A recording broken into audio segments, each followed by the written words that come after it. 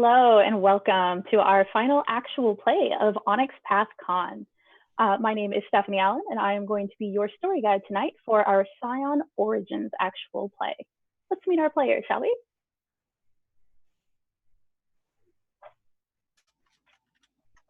Whoever wants to jump in first, introduce themselves, say who they are. I am. Oh,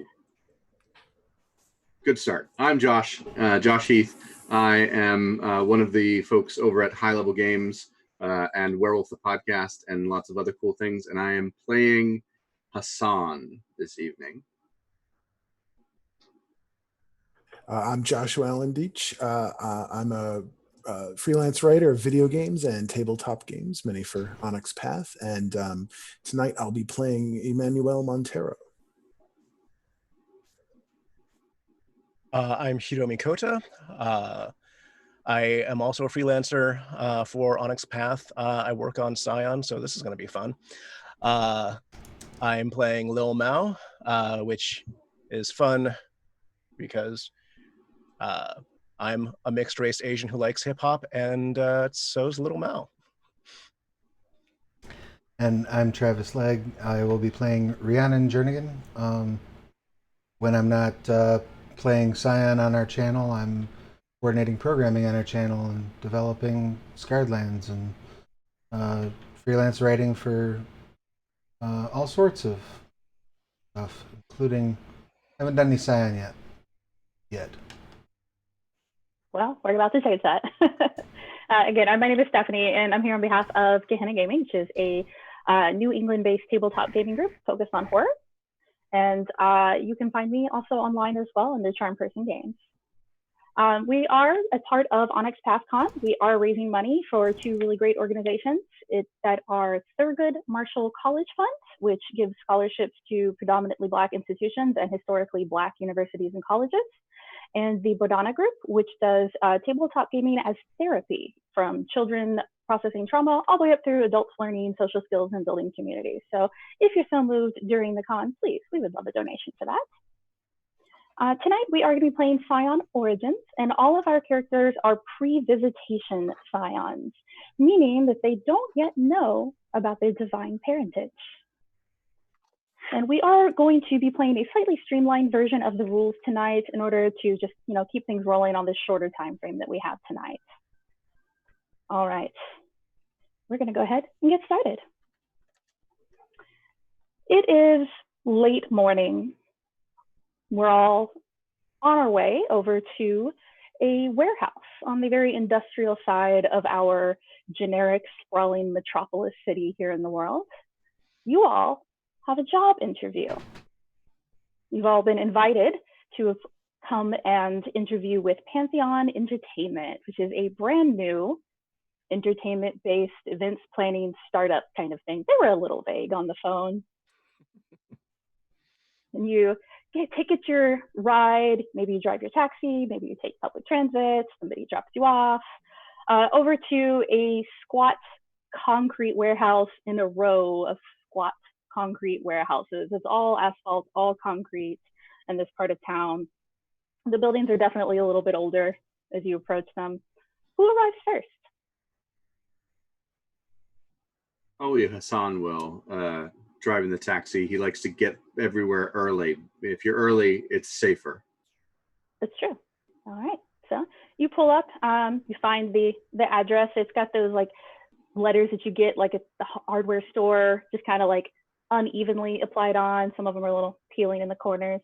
You find the right door and go right on in. There's a bell that jangles, and there's a woman who pokes her head out from around the corner to see you. She's got blonde hair pulled back in a very severe bun at the top of her head, wearing a very generic looking polo that like doesn't fit properly. One of those things where the company hands out polos, but they're all men's polos, and they fit weirdly on the women. And she comes out and says, can I help you? I'm Hassan. I'm here for a job interview. Yes, the interview. Thank you so much. We're so glad to hear. Just follow me. Come down. Yeah, just this way. Okay. Yep. Leads you down the hallway past an office. You presume her office. It looks very secretarial. And you pass some giant warehouse doors looking on the side. And she brings you to what suppose it's supposed to be a conference room. It's an interior room with no windows. There's a table. It's maybe slightly too large for the room. Several chairs around it, and she motions you in. Thank you. Yeah, just wait here, and we'll get started soon once the others are here. So it's going to be a group interview? Yes, the first interview is always a group interview. Just to make sure you're a culture fit. Oh, okay. Sounds great. Right, thanks. And she vanishes down the hallway and closes the door behind her. It's the chairs that you find in like generic doctor's office, very cheaply made, no cushioning at all, like metal handles that are just a little too tight for you. Super comfortable. Super comfortable. Who's next? Well, I drive, and if you're not 15 minutes early, you're late. So I suppose I'll probably roll up next. Pull up in my red sports car. Park somewhere relatively close. Just kind of set my alarm, shake my head as I'm looking around, a little confused about what is bringing me here. And I'll step up to the address. All right. You walk in the glass door, the bells jingle, same woman pops her head around and says, "Oh, are you here for the interview?" Apparently. Yeah, and what's your name? Rhiannon. And she checks a clipboard. Yes, for the safety parts, the medics. Yeah, need those at events. Right. Yes, this way, please. And she leads you down the hallway. You pass what looks like her office, the large industrial doors. And she opens the door and shows you into a room. And there is already a Middle Eastern man, maybe late 40s, sitting there. Got very observant eyes. He's like nothing seems to escape him. Yeah, right. Do so. So we'll get started once the rest are here. And she shuts the door behind you. And Hassan, you see a woman who is just built like a brick house walk in. She's got, an undercut, and it's been like dyed like a bright fire engine red. Son just nods. Hello. I nod. You here for the medic gig? Yeah, they called me in for an interview, and anything would be better than driving a cab, so we'll see what happens. Gotcha. Yeah. Is there like coffee or anything in this waiting room? No, there's nothing. It's just the table and the chairs and that really cheap, like no cushioning, low ply carpet that's just basically made out of looped plastic and that like awful, ugly abstract pattern. Awesome. Every expense has been spared. Clearly. All right, who's next to arrive? Little Mouse finally gonna show up after the bus. Sure. So he's still a couple minutes early, he's quite eager. All right. So you walk in, the bell jangles, the same woman is there, and she pops right around. Oh, yes. You here for an interview? Yeah. Here to get that green. Right. You're you looking for an I know influencer? you. You looking for? Yes. Are you subscribed? I know you. Are you subscribed? Yes. Yes. It's great. Your music. Totally great. Love it. You Can't got to wait hit for the that next bell. video. Yes, to get the notifications. I've heard you say. Yes. I have. Yes. You want that selfie? Come on. I really shouldn't. I'm at work. It's okay. Why don't you follow me down the hallway? Oh, okay. Yeah, for sure. Right. So she'll take you down past her office, past the industrial doors, and open the door. And you see the woman with the red undercut. You see the Middle Eastern man, late 40s. And she motions inside with the others. Awesome. Appreciate it. Thank you. Yeah. So Rhiannon and Hassan, you see a teenager base. You see a 17-year-old kid, a high school kid, mixed race, Black and Asian, walk in, dressed, pretty casual, I would say, unless you think that, little Mal might have actually dressed up for this one. The shiniest.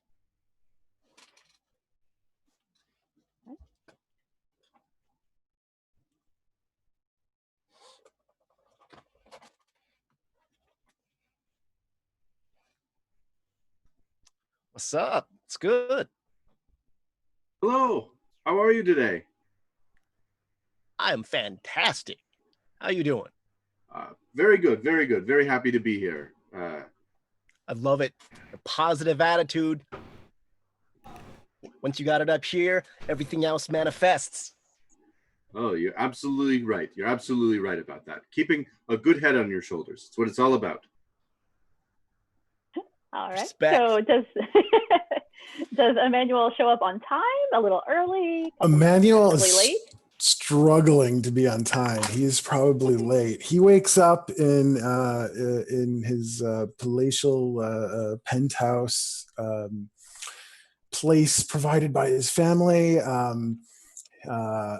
His dad would probably kill him if he caught him in anything less than a really expensive suit, but I have a secret store of clothing that's cheaper. I even have some off-brand cigarettes. I even muss my hair a little bit to try and downplay my privileged background. And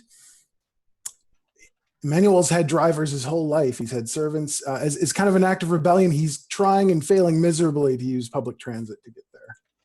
Oh, you take the wrong train. It takes you Yeah, like yeah. 20 minutes out of your way. Like, well, I guess I'm not getting there early, so if I can get there on time, you have to break down and actually ask someone who works there, you know, who's clearly overworked and doesn't have the time to help you, even though that's their job. Eventually, you make it. You know, let's say you get there just like a few minutes late. You know, you did leave early enough that you only get there about 5 minutes late or so. And he's proud of himself for that. He just used public transportation. It is a learning experience. Yeah. So you walk in, the bell jingles, the woman pops her head, yes, you must be, and she looks down at her clipboard.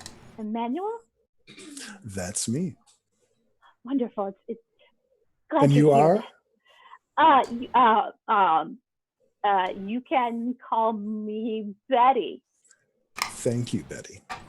Yeah, this way, please. She scurries down the hallway. And she's like looking at the clipboard. Hey, yes, okay. Ooh, charity outreach. Such a worthy cause. All right. Yes. In here. She opens the door and motions you in. The other three are already there. You guys see a pretty young, maybe like mid-20s Latino man, well dressed. You know, even if he's like dressed down a bit, like the clothes themselves are clearly a cut above. He's, you know, got that nice haircut that's been like carefully messed up in the mirror, a little too much time spent on it maybe. And he's got a very thin, like pencil thin mustache that he's grown. I'm probably touching it very often, indicating like this is recent. I'm still getting used to it. Hassan leans over and goes, "You have a beautiful mustache. It is absolutely beautiful." Real. Thank you. What an interesting crew they've assembled here. Are you all here for the interview? No doubt. I'm here for an interview. I assume you're not all medics. No. Nah, baby, I'm an influencer. I am a doctor. I'm just kind of a people person, want to help out.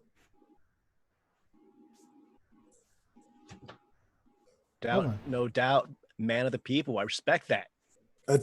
That's exactly me. So after a few minutes of awkward conversation, as you've all been left alone, Betty comes back and opens the door. Doesn't knock, just opens it right. Yes, you're all here. All right, we can begin. And she closes the door, like awkwardly kind of like threads her way around to sit at the head of the table on the other side of the room. And she places her clipboard down and she's like shuffling through a lot of papers, having trouble finding what she's looking for. Oh, just a moment. Sorry.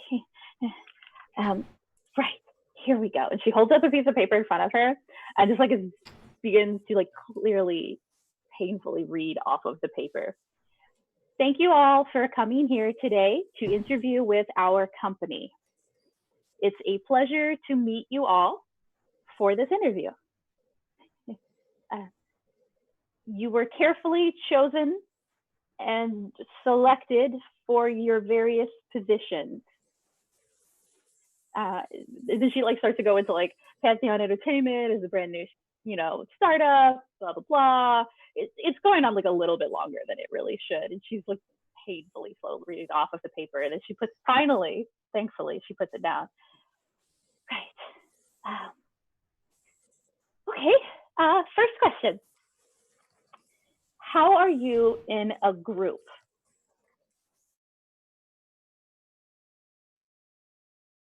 Usually up in front of it on the decks, on the mic, whatever you need. Right, a true leader, yes. She like starts scribbling notes very frantically. I have several years of experience working in multiple group situations, both overseas while I was deployed, and since I've come home in the public sector, working as a firefighter EMT. Yes, a protector, a defender of the people. Yes. She starts to like scramble more. Sure. Word. Thank you for your service. Thank you. My work has been more solo in nature, but I'm very enthusiastic to be part of a team. I love working with people. Yeah, I think we're good working together, clearly. Yes, pleasing. She's like making more notes on here. Yes, this is very good. Thank you. Next question, I guess. And she's like flipping through the papers, trying to find another interview question to ask you. Right. How do you define success? You meet the goal, whatever the goal is, and that is success. Goal-oriented. Yes, good. When everybody gets home safe. Yes. God, you have to protect everyone else. Yes. Scribbling. When it's like the end of the night or the end of the stream, and it's like 4 a.m. and everyone looks a little bit smoked out, but they had a good time and they feel just like one with the community, and like everyone's like centered. Like,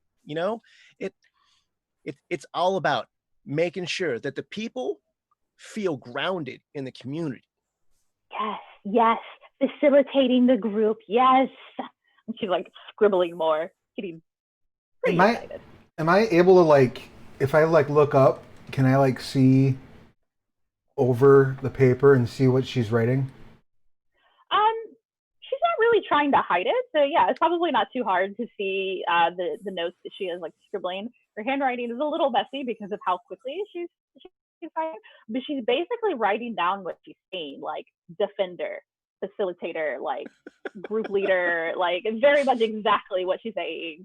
And she's kind of got it divided into like 4 rough sections on the paper, like roughly corresponding to where you guys are sitting on the table. So she's got a little bit of organization here. Okay. I find I'm my harshest critic, so success isn't something I ever really attain. It's always something I'm moving ever towards. Yes, the journey. Yes, the journey is always important. Yes, there's always someone else to help. And she's like scribbling more. And it continues in this vein for probably like another 15, 20 minutes or so. Her just asking like very vague, generic, like she clearly Googled interview questions and just started reading off the first result she got. And is just always kind of like twisting your words around to like pigeonhole you as like a defender or a facilitator or someone who looks out for others and is like really excited that your answers seem to be matching what she's expecting you to say. And it just goes on for a while. It's very weird. Like none of the interview questions are specific to any of the positions that you've been told that you were here, like doing charity work or heading up the medic tent, or entertaining. Like, never says anything about her own company or anything like that. Right. Okay. That's all of my questions. Thank you so much for answering. Excuse me, Miss. Yes. What is this what's this about? We weren't given a whole lot of, or I wasn't given a whole lot of information about the position. Can you tell us a little bit about what we would be doing, where we would be doing it, for whom, pay, And like hours? what hashtags we ought to be using? Yeah, that too. That one's important. Sure. Travis. She's like clearly very like nervous and taken aback, and she's like flipping through her papers trying to like find the answers. Well, Pantheon Entertainment is a new startup in the entertainment industry, and we'll be running events. I'm sorry, I I don't think I got your name. What was your name again? You could call me Betty. Breathe, Betty, and then try again. Right. The first interview is a group interview to judge your culture fit, and then we'll have callbacks for the second interview that will be more specific and tailored for the various positions you were told about. Okay. Yes, thank you so much for answering all my questions. If you guys could just stay still for just like a few more minutes, I just have to go run this through by my boss, but I'll be back with more news in just a minute. Wait, Betty. She like grabs her paper and she's trying to rush out before you could say anything. Trying. Betty, wait. Yes? You were a delight, and I would like to use my grand entrance in act to make a really good first impression. Sure. So you get to choose which skill you want to use for that. I would like to use, I suppose, persuasion. Probably a good one, yeah. To just roll straight persuasion, and as long as you have at least one success in that pool, then you'll be able to get a +1 enhancement to all your social rolls against Betty. 8s and up are successes? Or is it 7, 8 and up? I think it's 7 and up for Scion. 7 and up, okay. I've been writing both Scion and They Came From Beneath the Sea like all weekend. So I keep going back and forth. 2 successes. Okay, yeah. So you will have a +1 enhancement to all of your social rolls against Betty. Okay. Going forward. Thank you. I really appreciate that. It's nice to hear it from you in particular. Oh, well. Sit tight. And she like scuttles out the door, pulling it shut quickly behind her. Kind of scowl and fold my arms and throw myself back in my seat. Wait, did she just say goodnight? Like she's gonna take off now? I think A, yes, and B, she didn't answer a single question I asked her. Is this I saw that. That was very rude. Are lots of interviews like this? No.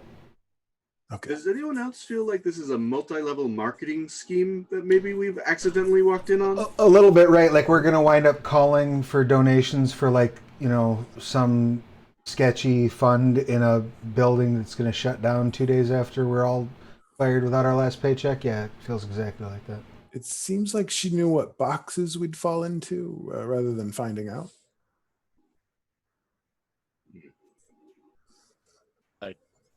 Like she's been checking us out on social media. I know she said that she was checking out my music, so at least she's on YouTube following me. Are the rest of you on? I really doubt she follows my YouTube. I am not on the YouTube. Oh, okay. Well, that was might try weird. it, though. Like, I know that there's a lot of people who enjoy just sort of watching someone chill out behind the wheel and then just go on, like explaining what their day's like. Really? Driving a cab is not usually that interesting, but people will watch or listen to anything. That is true. Who is sitting closest to the door? I will be. Okay, makes sense. So Rhiannon, you are able to overhear Betty, and it sounds like she's on the phone with someone. Maybe you hear her voice, and then it stops, and then she sounds like she's responding to a question. You could just tell that it's her voice, but if you want to try and get closer to the door, you could, and like, put your ear up against it. You could probably hear what she's actually saying. Am I close enough to reach the door? Where I'm sitting? Yeah, you're probably not far away at all. I'm just gonna lean over and like flip the handle and scoot the door open and lean my head out. Try to listen. Are you trying to be kind of sneaky about it, or are you just gonna open it? I mean, no, I don't think so. I think, if nothing else, this is probably a little bit performative for the folks that are in the room.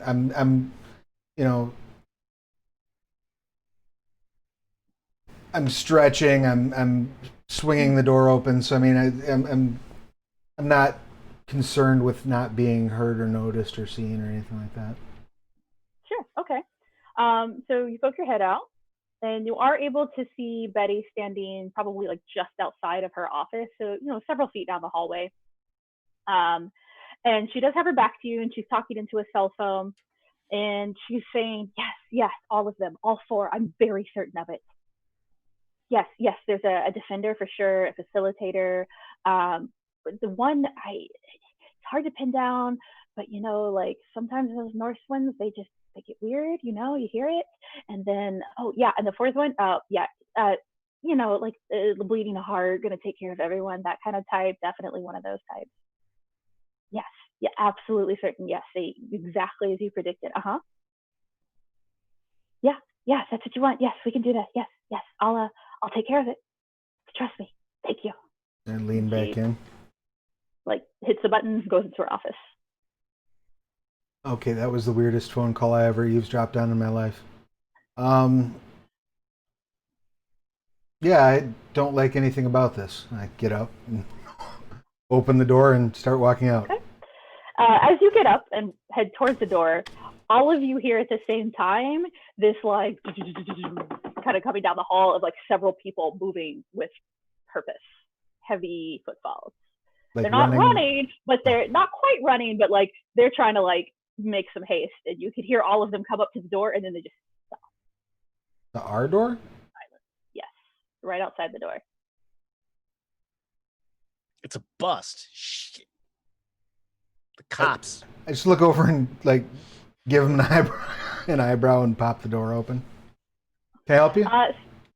Standing outside, there are a half-dozen looking thugs, what you could think of, for lack of a better word. It's a bunch of like large, heavily muscled people with, like wearing like tank top muscle shirts, very generic kind of t-shirts. One of them's holding a baseball bat. There's one that's got, a hockey mask on and holding a hockey stick. Guys, my birthday's not till next week. I appreciate the gesture, but you didn't have to order strippers. Shut up! And then they come rushing at the door. Does this door open in or out? Like into the room or out of the room? It opens out into the hallway. Okay. I suppose my chances of pulling it shut before one of them get in are pretty slim. Well, we can roll that and find out. So we'll do this as an opposed roll. So what skill do you think would be most useful for you here? Let's go with close combat. Sure, we'll do that. And then you can also, you're trying to pull it shut before they get to you. So let's do dexterity, because it's kind of a speed-based thing. You're trying to pull it shut as quickly as you can. So just go ahead and roll there and tell me how many successes you get. I'm looking for 7s, right? 7s and above, and you can re-roll 10s. That would be 1. A 1, okay, which is also what the thugs here have gotten. So we'll say that you are like getting it to the latch when you hear somebody like, smack against it. So to hold it shut would be like a contested strength roll at this point, or you can, let them rip it open? What I would like to do, if I could, would be wait. So as we're struggling with the door, Mm-hmm. there's a back and forth kind of a rhythm to it. So you grab it and you pull it and you get just to where it's latched when you feel resistance there. So at this point, you can make a decision if you want to do contested strength or if you want to let it go and let them fly open. Well, what I'd like to do is hang on to it until they give a good pull, and then assist the door in opening as quickly and rapidly as possible directly into the face of the poor soul who's right on the other side of it. Sure. All right. Using some smarts there. Sure. We will roll this as an attack roll, I think, is the way we'll do this here. Sure. Because you are pushing it open. So whatever skill you want, close combat's probably a good one there. Yeah, I would say probably close combat. Yeah, I suppose disarming their face doesn't apply. Probably not. And go ahead and add your might to that this time. Might. And then I will roll their defense.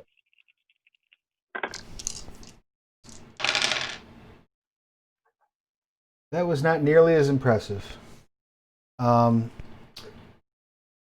What's willpower? Or not willpower? I'm sorry. I'm on the wrong system. Yeah, doesn't be 5. If we did a momentum, would I be able to re-roll some dice? Is that how that works? So with momentum, you get to add a die from the momentum pool to your personal die pool for this roll. If everyone agrees, you only have 1 die in there now because you only start with 1. When you fail rolls, you get momentum added. Right. Generally, we want to do it before we roll, but you could do it now if everyone agrees, if they want to allow you to add that 1 die in. I don't want to burn our important, our only momentum on this, and we're about to get some more anyway, so I failed. Okay, did you botch or did you merely fail? No, just straight failure. Okay, so then you add another one to the momentum pool. So you guys now have 2 in your momentum pool. The maximum is 8. Just keep that out there. All right, so you wait with a little back and forth. You feel a good tug, and then you try to push the door open, but either they're packed in really tight, or this guy is just stronger than you anticipated, and you can tell that they like catch the door, and then they rip it open, and all of these guys are going to come flooding in here. So we're going to roll an initiative roll to see our order here. So that's going to be cunning, plus whatever skill you think is most applicable for you here, whether you're trying to hide, whether you're going to try and sweet talk them, whether you're going to try and immediately attack, up to you. And I just want to know the number of successes that you get. I botched. Ooh, okay. So that's 3 to your momentum pool. So you guys are up to 5 now, filling that up quickly. 4 successes. Okay. So who got 4? I did. All right, so Manuel's going to be first. Did anyone get more than 4? Okay. Also 4. So that was Hassan got 4 as well? No. Lil Mao. Lil Mao. Little Mal. Sorry, I can't see you all on my screen at the same time. Yeah. Sorry. Okay, so Little Mal. And then what did you get, Hassan? 2. Got 2. And Rhiannon botched. So no negative consequences for you here this time, since it's just an initiative roll. You're not actually performing an action, but the next botch, there will be. All right, so that means at the top we have Emmanuel.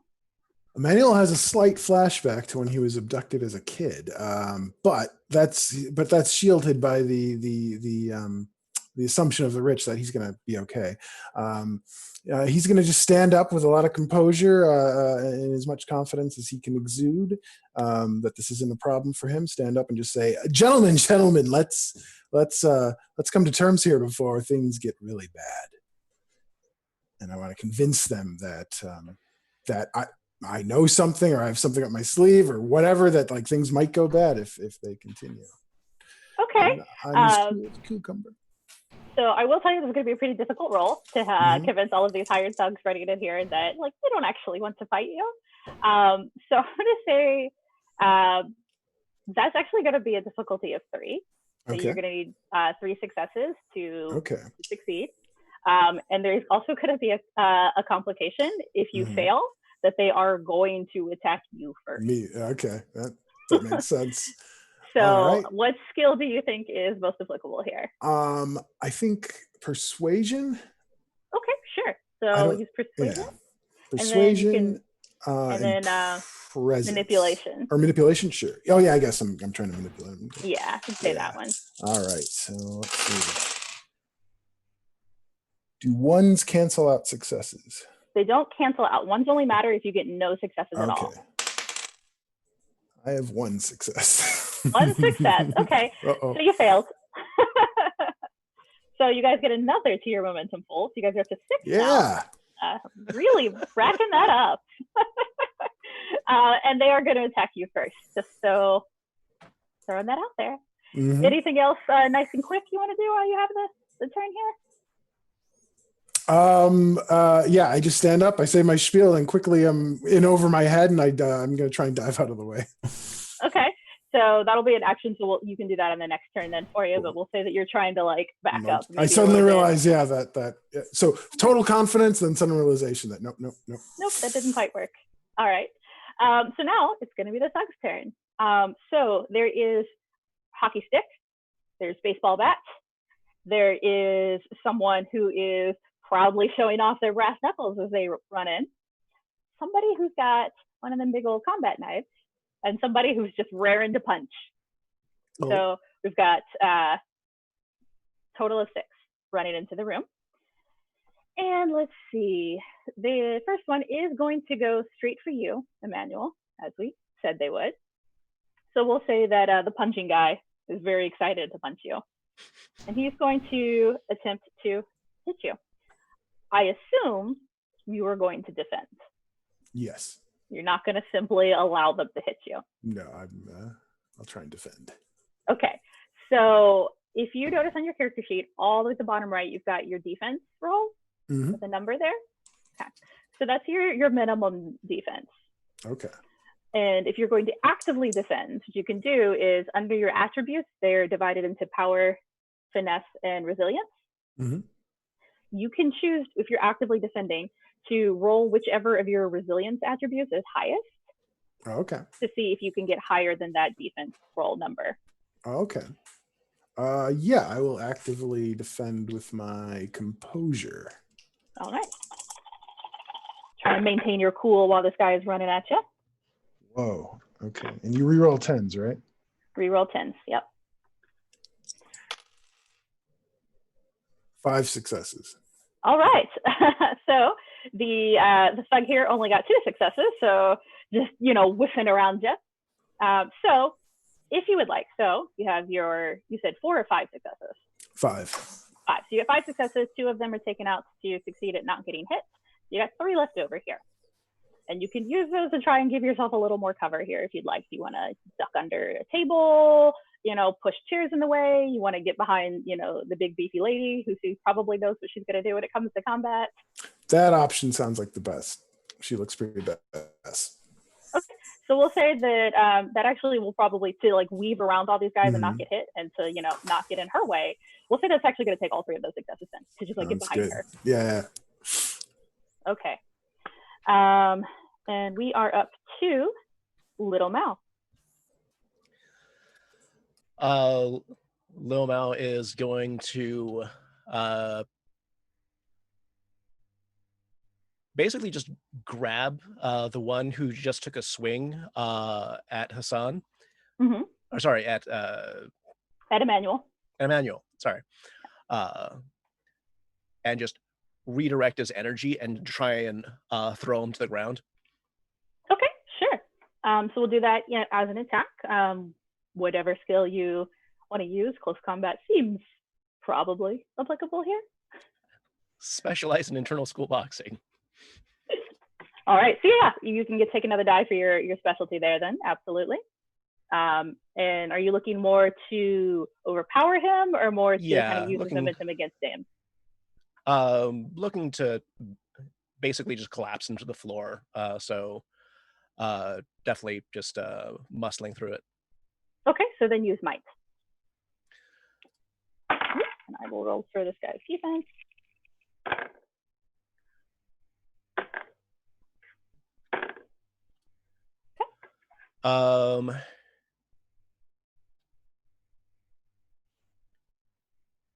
Can I go ahead and invoke my knack since this is defending the people?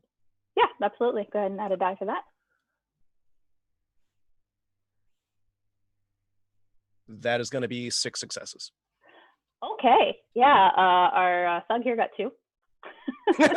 So say that you quite handily just reach over. You guys watch in amazement as this like scrawny high school kid reaches out to this guy who's like 3 times his size and just slams him into the ground like it's nothing. Whoa.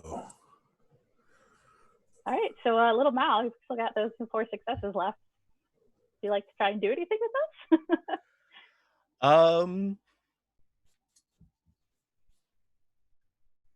Sure. Let's try to complicate things for them by essentially punting the guy, not to do damage to him, but to basically throw him into the knees of his buddies. So that basically just trying to like bowling ball him. Sure. Like back towards the door where the others are still fighting their way in. Absolutely. Yeah. We can do that for you. So you're little, they're big, but let's say you could use 2 of those successes to get them there if you still want those 2 left over. I mean, you rolled really well here. Little Val doesn't look it, but he has a might of 5, so. He's all just lean muscle. Yeah, we'll go ahead and shove him towards the door. Okay. Did you want to do anything with those last 2? Dictate anything happening?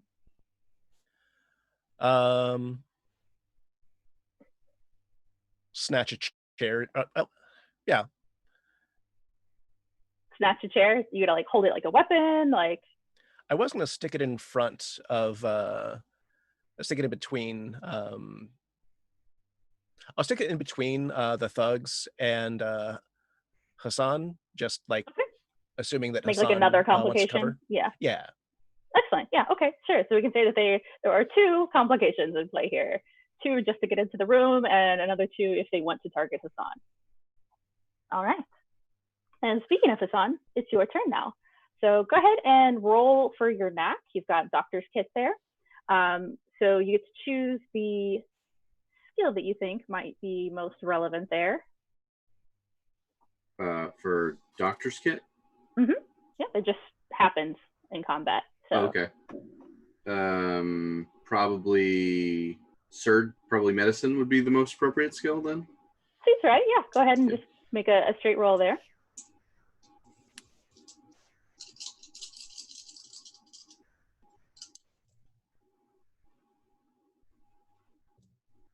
And 2 successes. 2 successes, okay. Yeah, so then you could either remove 1 injured condition from someone or 2 bruised conditions from someone. You can just, hold that off to the side that you have that. Okay. And then you don't have to roll to use those successes later. Great. All right, and now it's your turn. You just saw, this kid take out somebody 3 times his size, push him to the door, and then he puts a chair in front of you to act kind of like a defensive barrier. What you do? Hassan will pick up the chair and use it as a lever to block the door so that the heavies can't come into the room. So there's this like barrier in the way. So you just want to like push the chair even closer. I don't want to push it. I want to like tilt it in just the right direction so it's in the way the most like feasible way possible. Okay, just make it even harder for them. Yep. All right, maybe like pull a second chair out with it or something. Try to tangle it up. Okay, sure. We'll say that that's pretty simple. Is there maybe any other simple action you wanted to do? I think I'm looking to see if there's a window or another way out of this room also. There is no window. There's no window, but is there any other way out of the room? It's just that door that you came in. Okay. It's almost like they planned this. Then I'm just going to go in like defensive and wait to see what else happens after this. Okay. All right, and Rhiannon, we're up to you. And so you're gonna have a fortress, your combat knack here. So you're gonna pick somebody that you want to protect as like your charge here. And then you're also going to roll whatever skill you think is relevant, and you're gonna add one to that because you roll it with an enhancement.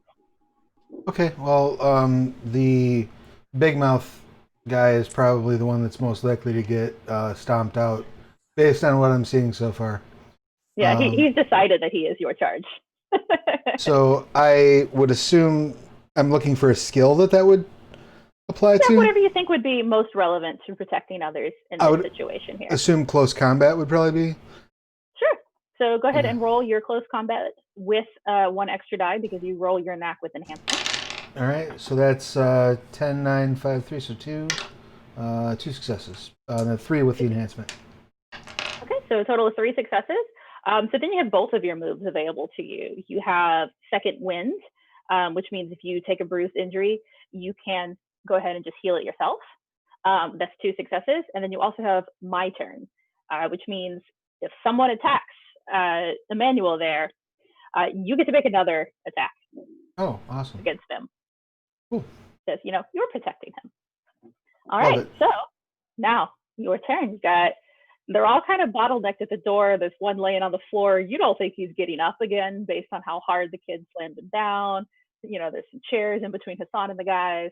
You mentioned one of them has a hockey stick. One with a hockey stick, one with a baseball bat, one with brass knuckles, and one with a knife. I would like to try to grab the hockey stick, turn it, and back them up. Okay. To try to create enough room that everybody else can run past. Okay. So the hockey stick one is a little bit further behind. You'd have to get around the others to get there. We've got is the ball bat person? Knuckles. Oh, brass We've knuckles. got brass knuckles and knife. We're trying to get in first here. Okay. Well then, I guess failing that, let's get rid of that knife. That's a bad thing to be having swinging around. Oh yeah. Okay. So I'm gonna try to. So they're reaching in across this door, which has a bunch of crap on the floor in front of it, right? I'd say he's pretty reachable because there's just the one guy, the punchy guy, right? And then he's laying on the floor. And then the 2 chairs, and then these people are sort of reaching across and getting. Yeah, we'll say that you're on the other side from the chairs. I imagine Hassan being on one side of the table, and you're kind of over here, and the door is right here where they're all trying to get in. So the chairs are not in your way; they're between Hassan and the door. What I'd like to do is the person who has the knife in their hand, just go for their wrist and violently introduce their elbow to the door frame. All right, I like that. I assume with the goal of getting them to drop the knife. Yeah, disarm. All right. Yep. So yeah, go ahead and. I think you have disarm as a specialty. I do. Combat, correct? All right, so you can add a die for your specialty. Then it sounds like you're probably brute forcing this, so might as well. Cool. And we'll roll for this guy.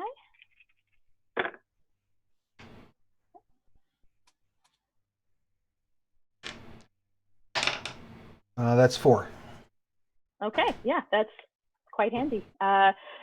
You feel a little resistance in trying to push his arm over, but it's not that hard. You've done this before, and you do slam his elbow into the wall, the solid concrete cinder block wall here, and he screams in pain. And his elbow is now at a different angle than it was before, and he has dropped the knife. He's dropped to his knees, trying to roll away. He rolled a 1, so you've still got some successes left over here to play with. I would just like to use the rest of them by scowling at the next nearest person. All right, put a little fear into them. I Right. like that. We will call that a very significant complication against him attacking you. He doesn't like to attack you. Very good. All right. Any other quick thing you want to do here?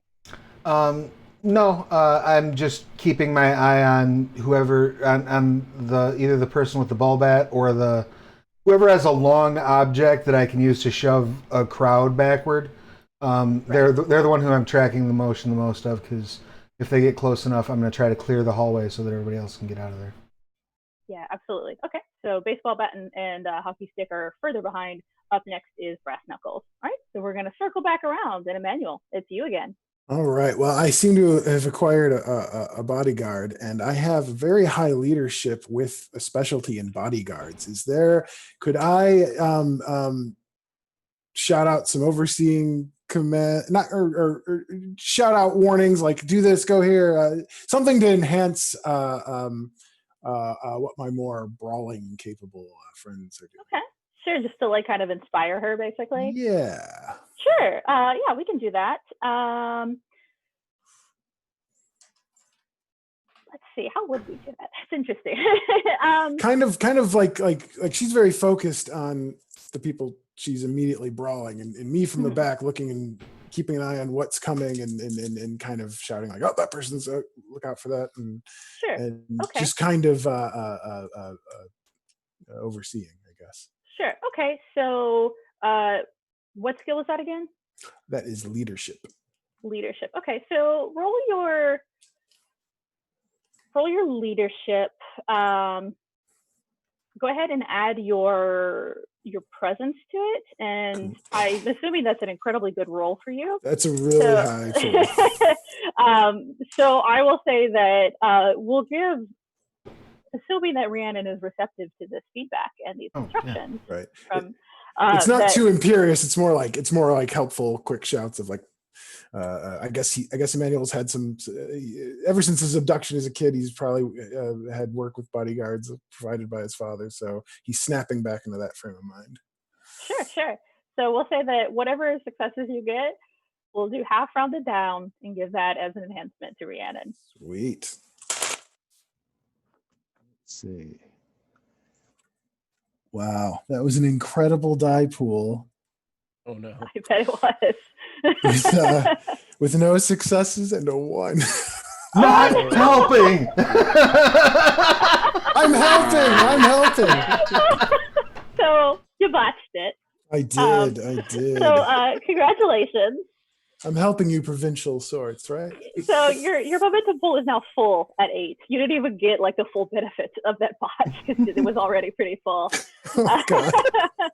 So Rhiannon, you hear Emmanuel over your shoulder, like hopping up and like literally like trying to like point over. You'd be like, right there, that one, yeah, he's got a weak spot there. Hit him. Yeah, go for that one. Yeah, He's the most annoying, incompetent cheerleader you've ever heard. I literally just growl, not helping.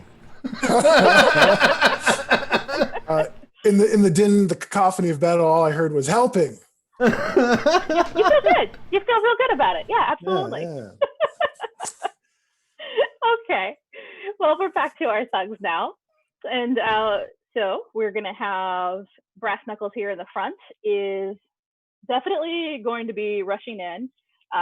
But it's a 2 complication here because of little Mao over there. So I'm going to take 2 dice away and kind of run in, and I think they don't want to mess with Rhiannon after she just growled at them. Now, does me being in their way create an additional complication though? Because I'm like, I will say that like they're like able to like try and like this is partly try to get around you and get to the next person. So let's see here. So they're gonna try and get around you and go. They're probably gonna go after your cheerleader. They're probably gonna go after Emmanuel since he's right there. that's fair. Yeah. Talking loudly still. All right. So, Emmanuel, are you going to actively defend? I will actively defend. All right. So roll your highest resilience, and you can't get below what your normal defense is. That is just a 1. 1 success. So is that what your normal defense is? Oh, no, my normal defense is 3. Okay, so we're good then.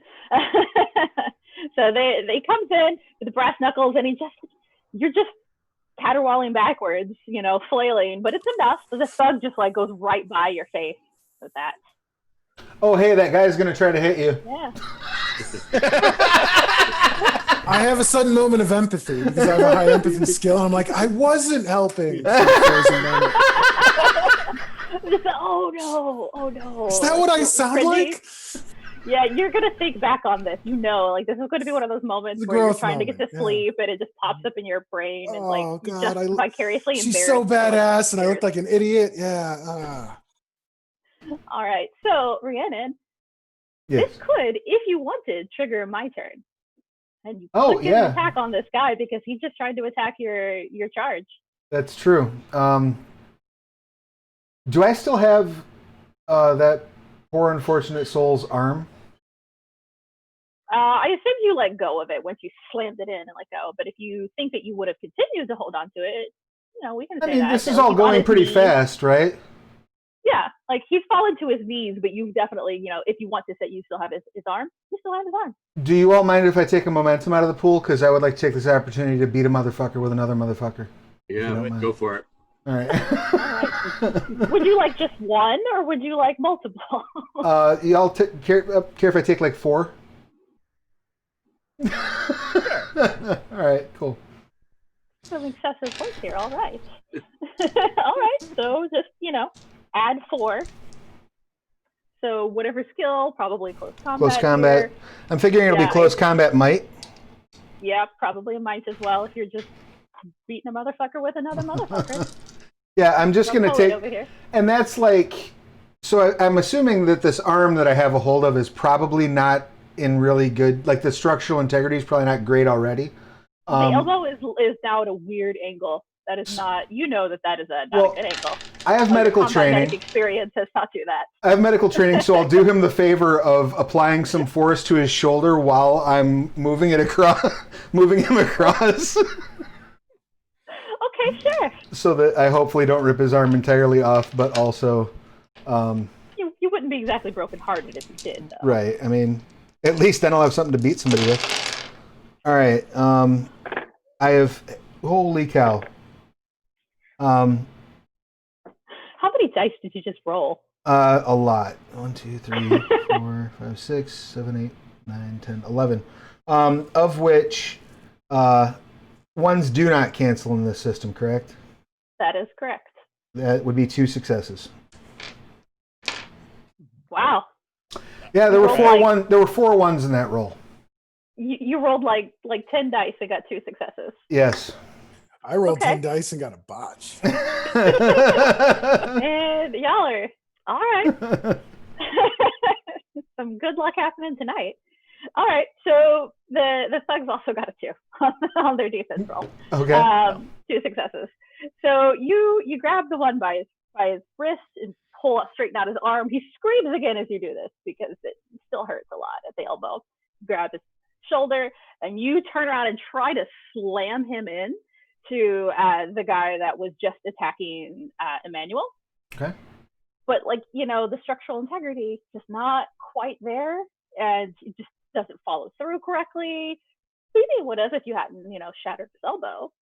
But yeah, you get the guy scuttled away. Like he comes over and kind of slams a little bit into the wall. Can't have hurt him any worse than he was already hurt, but you don't do any damage to Brass Knuckles, who's trying to hit Emmanuel. That's fair. All right, but you have cleared the way now. Does that also add... No, because it's not a fail. Well, you have to completely fail to get momentum, right? Yeah, you have to fail the roll together with the you're attacking and then he rolls to see if he can meet you basically. Right. You have to have 0 successes to gain it or whatever. Right. To a botch is 0 successes and a 1. With these opposed combat rules, the way I'm interpreting it as you are setting the difficulty with your roll, and he's rolling to see if he can meet it, basically. Cool. And just met, so he succeeded. So you do clear the way then, and that allows Baseball Bat to come running through. And Baseball Bat doesn't know any better, so he's going straight for Little Mao. And I assume you are going to defend as well, Little Mao. You're not simply going to take the hit. Damn. All right. So roll that highest resilience stat for me.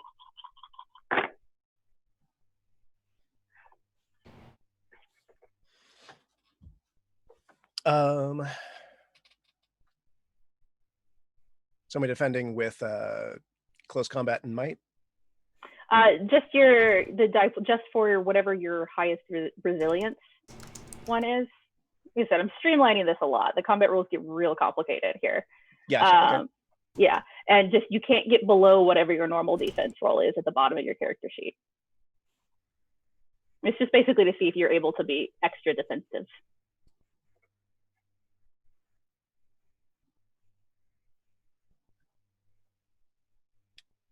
2 rerolls. Well, successes. Cool. 4.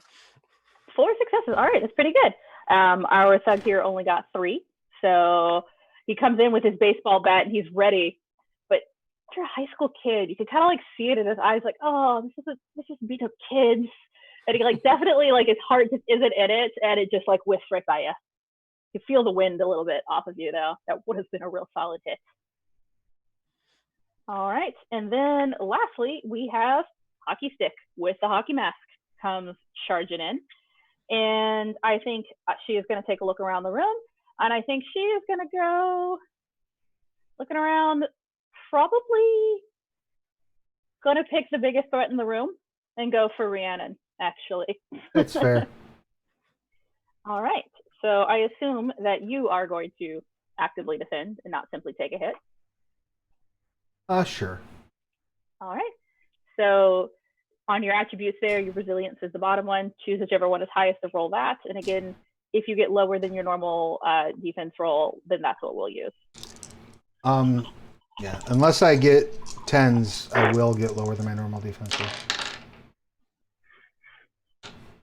Which I did not. So what was your defense then? Well, I got 3 successes, but my defense roll is 5. Okay, well, good grief. You are the tank. All right. So the hockey stick comes through and like, just like, she's just not, clearly can't see very well for her like, you know, the goalie mask with all the like crossbars on it. And Rhiannon is a stamina defender, so I may very well have just took it in the side. You know, like, I mean. All right, sure, we can say that. Yeah, the hockey stick comes through. It's not the greatest hit ever, but it does connect. You're just kind of like, really? That's it? Yeah. Got a hockey stick, and that's how hard you hit me? I give her the people's eyebrow. She can feel like a little flush behind that. She's a little embarrassed about it. All right, and we're up to Little Bow. It is now your turn.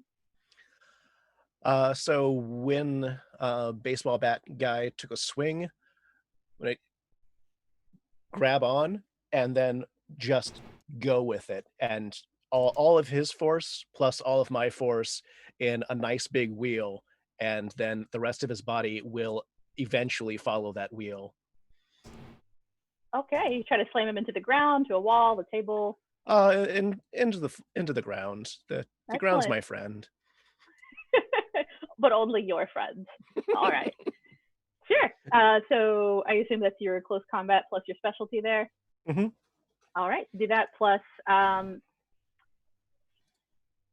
you trying to overpower, or are you trying to be kind of nimble with using the momentum there against them? I am definitely sort of like pulling down as hard as I can. Okay, yeah, so might. Roll the might. And since I'm not defending, I don't get to invoke my neck. Well, I'm not defending other people, rather. No, correct. Oh. Yeah, that's a lot of ones. Still 2 successes, though. Oh, well, he got 3. Womp womp. So it's not quite enough. You do watch, Little Mal reaches out and just like gracefully grabs the baseball bat and like swings around, and then you're not quite sure what happened at that point. Like, was he just swinging around? Was he trying to get the baseball bat out and didn't quite succeed? But they did this like little partner dance in a circle for a minute or so. It's a school night, right?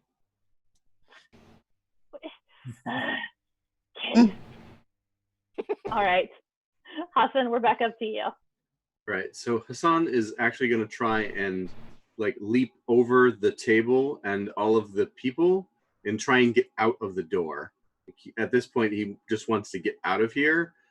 So I'm trying to dexterously make my way over everyone. Okay, like over the table, not, push the chairs under the table and run out, maybe?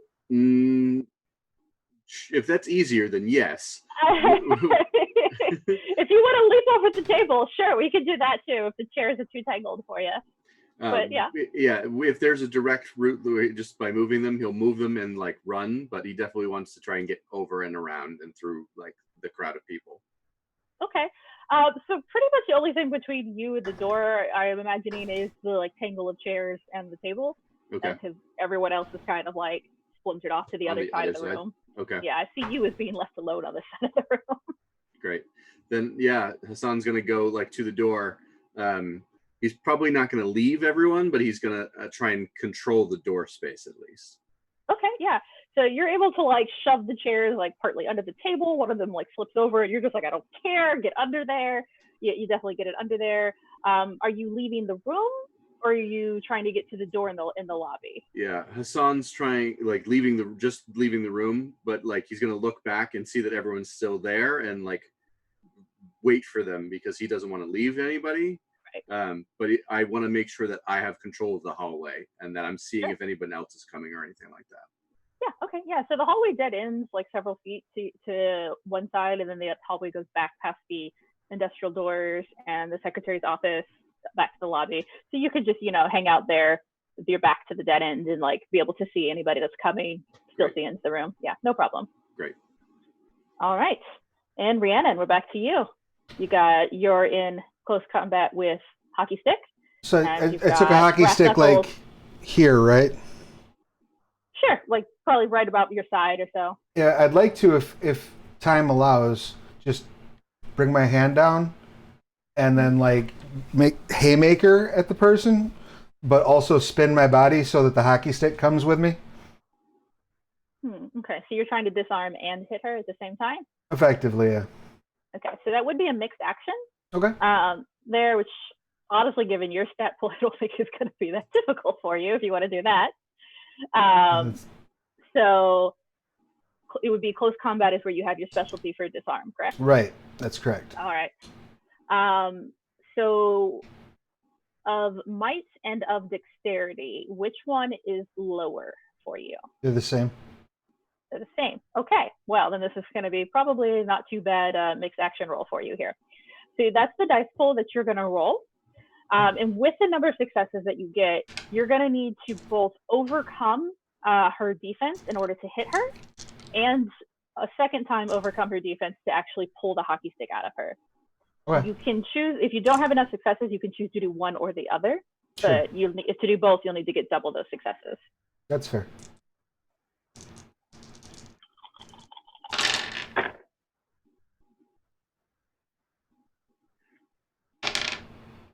That's 3 successes. Well, good news. Hockey stick got 0 successes. Excellent. So yeah, you're pretty able to do that. It's I think hockey stick's base defense is not high enough to really have that matter.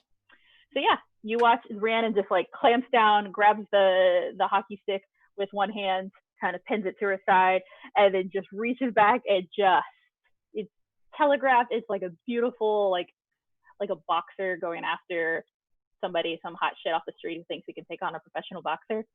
Just watch him she just falls right down. You don't even have to try and pull the hockey stick away from her. Like you're just still holding it and she just crumples to the ground. She's staring up and she's like, wow. As part of that motion, can I slide the hockey stick like basically drop it so that I've got my hand on it like I'm holding it and just point it at the dude with the brass knuckles? Sure. Excellent. Yeah, you say you can do that pretty freely. All right, and we're back up to Emmanuel. Am I near any of the so far dropped weapons? The knife is over back by the door. Brass knuckles is still holding his brass knuckles. Baseball bat is still holding his baseball bat, and Rhiannon has the hockey stick.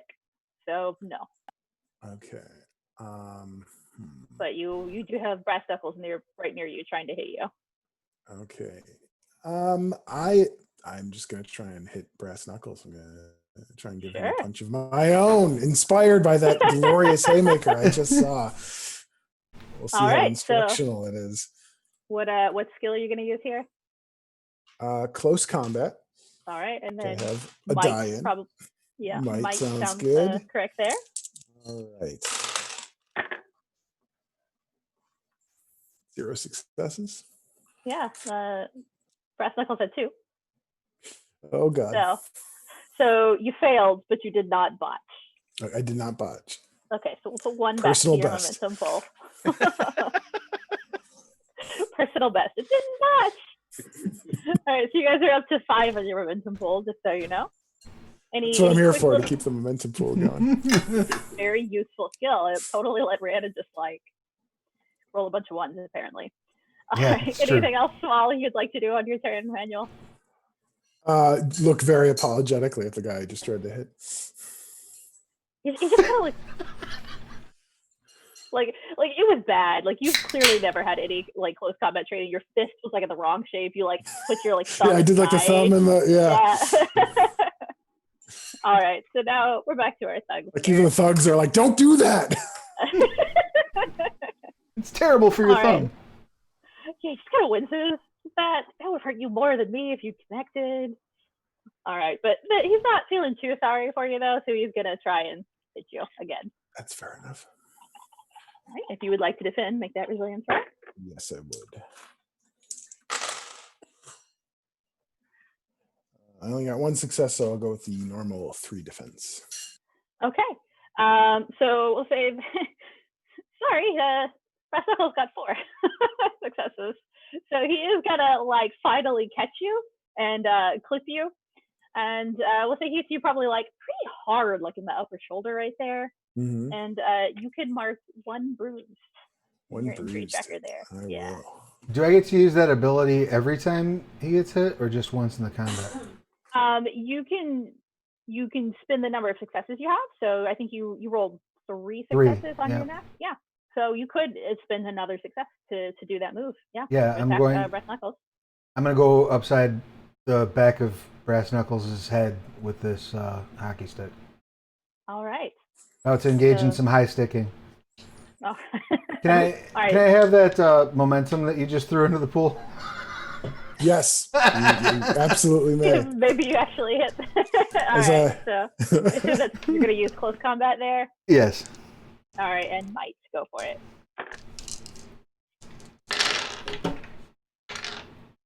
That would be 2. And I don't- also. I don't know if the hockey stick gives enhancement.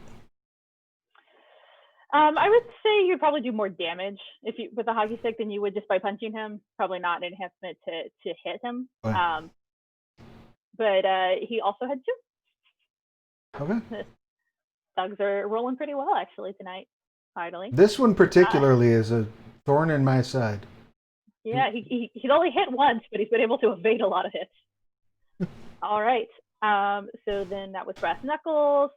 Baseball Bat is going to try and regain control of this weird and embarrassing dance he's doing with Little Mal. And he's going to try and wrench his baseball bat away and then use his own momentum to hit you back with it, because this is, can't lose to a high schooler. He can't do that. All right. And I assume you're going to defend. Mm-hmm.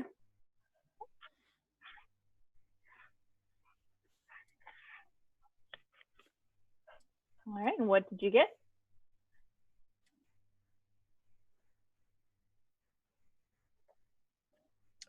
Just 1. Just 1 success. Okay. Well, baseball bat got 2. So we'll say, all right. So are you going to use your standard defense then? I assume. Yeah. Okay. Yeah. So baseball bat, we'll say, is able to get his baseball bat like out of your hands just barely, but he misses you when he tries to hit you. Like you use your own momentum to just like kind of dance away from him again, recenter yourself. All right. And Hockey Stick is not actually down yet. She is in pain and is unhappy about it. But from the ground, she is going to try and just kick you like right in the knee, Rhiannon. Okay. I'm again going to take it, basically. Emmanuel stops himself from shouting out anything.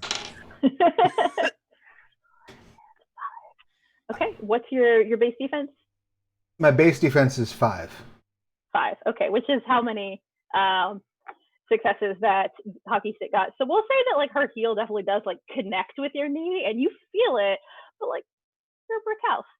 Right. You know, she's laying on the floor. She's already in pain. I kind of. You I want to look down at her and just like flex. All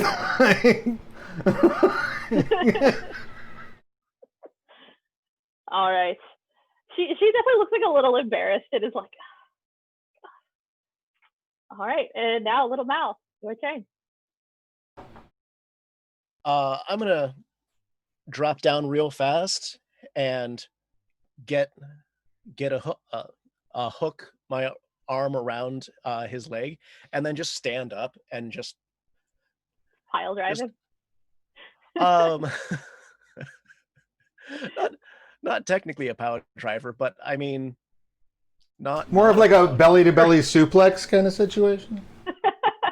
more of a single leg takedown, but ending in standing instead of driving. I will take your word for it. I have never studied any kind of actual combat fighting, so we'll say that that's what little Mal is going to do here. All right, go for it. I assume you're rolling close combat and might. Mm-hmm. All right, go for it. Oh my god. Did you maybe want to take some out of your momentum pool before you tell me what you got? No, it's oh my god, the other way. Oh, okay, excellent. Yeah, that's 5, and I need to re-roll some. All right. Well, you're definitely going to succeed. So sure, go ahead and re-roll. Let's see how many you're going to get here. I need to re-roll again. Yes. Now we know where all the luck went. It went to little Mal. Yeah, that's 7. All right. Yeah. Baseball bat got 0.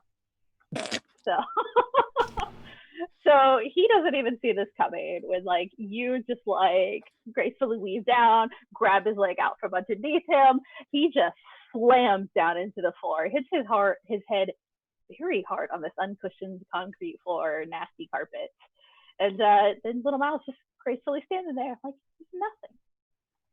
What would you like to do with the massive number of successes that you achieved there? As that baseball bat is falling to the ground unattended, I'm going to kick it into the hockey stick lady. Sure. And we'll say that it's a real good solid hit and she takes damage. And she just like, ah! Oh, it just like gives up clearly. It just like falls back. I give up. Done. You win. Fine. You guys taken out. Believe all the combatants, or is Brass Knuckles? Brass Knuckles is still up. I feel like I've softened him up pretty good, but he's still standing. All right, Brass Knuckles looks at her and just makes this like noise of disgust in his mouth, like, oof. And he just stares back at Emmanuel. And Hassan, it's your turn. So Brass Knuckles is the only one that's still standing. Mm-hmm. So he might be stronger than he is smart at this point. Yeah, Hassan's gonna run up behind him and try and trip him, as dexterously as I can possibly do so. Emphasizing that he's trying to do so with efficiency, not with strength. Sure. Just try to like sweep his legs a little bit. Sure. Yeah, exactly. All right. You can roll dexterity plus your I assume you're using close combat here. Yes. It's the difference between a 2 dice and 7. No, let's see. Yeah, 7 dice. So it's a big difference. Yes.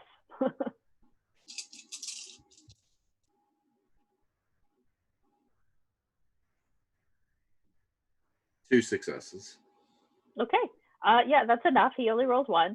So you sweep your leg around, try and kick his out from underneath him, and you do like get his knee to buckle like really well, and he goes down, and he just slams both knees in, slams an elbow on the table as he goes down. Like his brass knuckles go flying off of his hand, and he's just, ow, okay, I give up too. You got us. You beat us. Fine. Like breathing very heavily on the ground. and stay down. Yeah, totally. He like lays all the way down off the ground at that point, face down, like cradling his elbow over his head. You guys are standing in this makeshift conference room over a half dozen thugs who are unconscious or breathing heavily. Let's get out of here. Let's get out of here before the police come. I'm not standing I think anywhere. This is a really great point for us to actually take a short break. Sure. All right, so we'll come back here in just a couple of minutes. So stay tuned. We'll be back soon.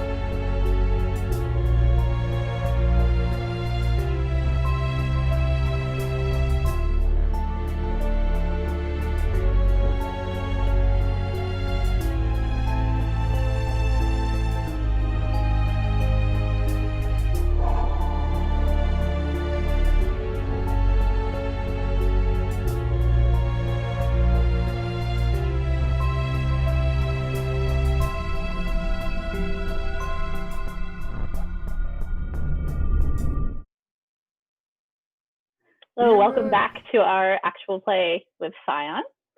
Our party has just taken out a group of thugs inside of this makeshift conference room in the warehouse. So you guys are all standing above. Half a dozen people unconscious, breathing heavily, wishing they were unconscious. So my thoughts on this is that this isn't like, we're not done. So I'm gonna grab Loudmouth and throw him over my shoulder, fireman's carry style, and just run out of this building. Whoa, no, it was just my shoulder. Oh, okay. Okay. So you're gonna start running down the hall. Okay. Yep. Is everyone else following, I assume? Yes, absolutely. All right. Did it seem like the woman in the hockey mask was the chief thug, I guess? Yeah, kind of the ringleader for sure. And she is still conscious. And you guys are starting to go like towards the door. And you could hear her just like say, "Bunch of freaks."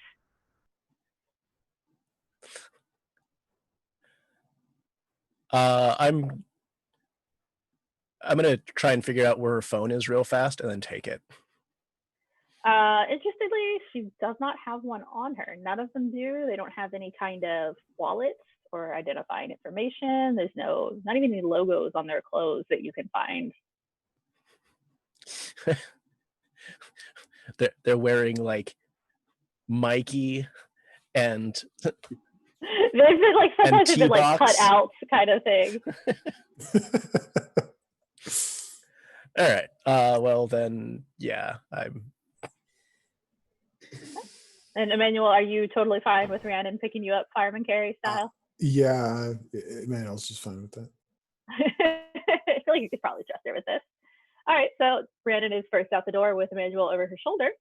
And you go running down the hallway, and you can see that the industrial like doors, garage doors to the rest of the warehouse are closed, or they were closed. They are now partially open. And you start to go by the secretary's office. You get to the corner that would lead you back to the lobby, and the secretary is there. Betty is there, and she's holding her clipboard, and she sees you come around, and she screams and throws the clipboard up. And she starts to run towards the door, and she's saying, "Don't hurt me!" over her shoulder as she's running. Is she impeding my ability to get out the door? She's heading towards the same door that you are, and she's probably going to get there first. Okay. Right. Just following. She gets Lil Mao is bolting for her. okay to try and grab her. Yeah. Okay. So He doesn't have a great dex, so yeah, he might not beat her, but yeah, he's trying. You're back a little ways. So we'll say that you could probably get to her right as she's getting to the door, and then she does something that you don't expect her to do. She doesn't push the door open and try to get out. She actually grabs it and reaches down and locks it. Oh. You know, like the retail door where you just turn that thing there and it locks into place. And she turns and puts her hands across the door. She says, "Can't. It's not right. You can't." Is it possible for... guys? I'm going to do my level best to convey with a look, as I do not slow down and kind of lean forward, that I have no intention of slowing down, and that we're going through that door one way or the other. I mean, she'll get your meeting, and she'll like cringe right there. And little Mao, you are there at the door at her, and Rhiannon is hot on your heels. I'm just gonna move Betty. Okay. Sure. So Betty is actually holding on to the doors.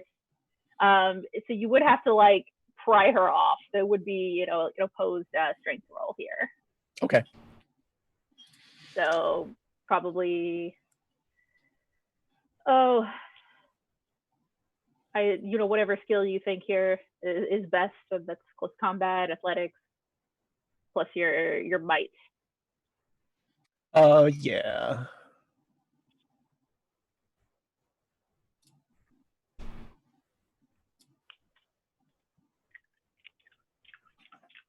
Jeez.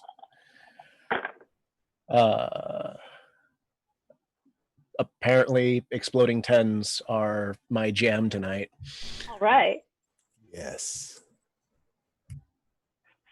What did you get? That's 6. All right. Yeah. Betty rolled a 1. She got one success. So, yeah, you can feel Betty resisting and like holding on with all her might. She doesn't have any like combat training. She doesn't strength train. Definitely doesn't have the grip to stay on the door. And you're able to kind of like pull her off of there so that Rhiannon does not like literally mow her down like a bull. And you do pull Betty right out of the way and kind of pop her to the side. Hassan says very clearly, "Don't hurt the lady. Please don't hurt the lady." I would never hurt a subscriber.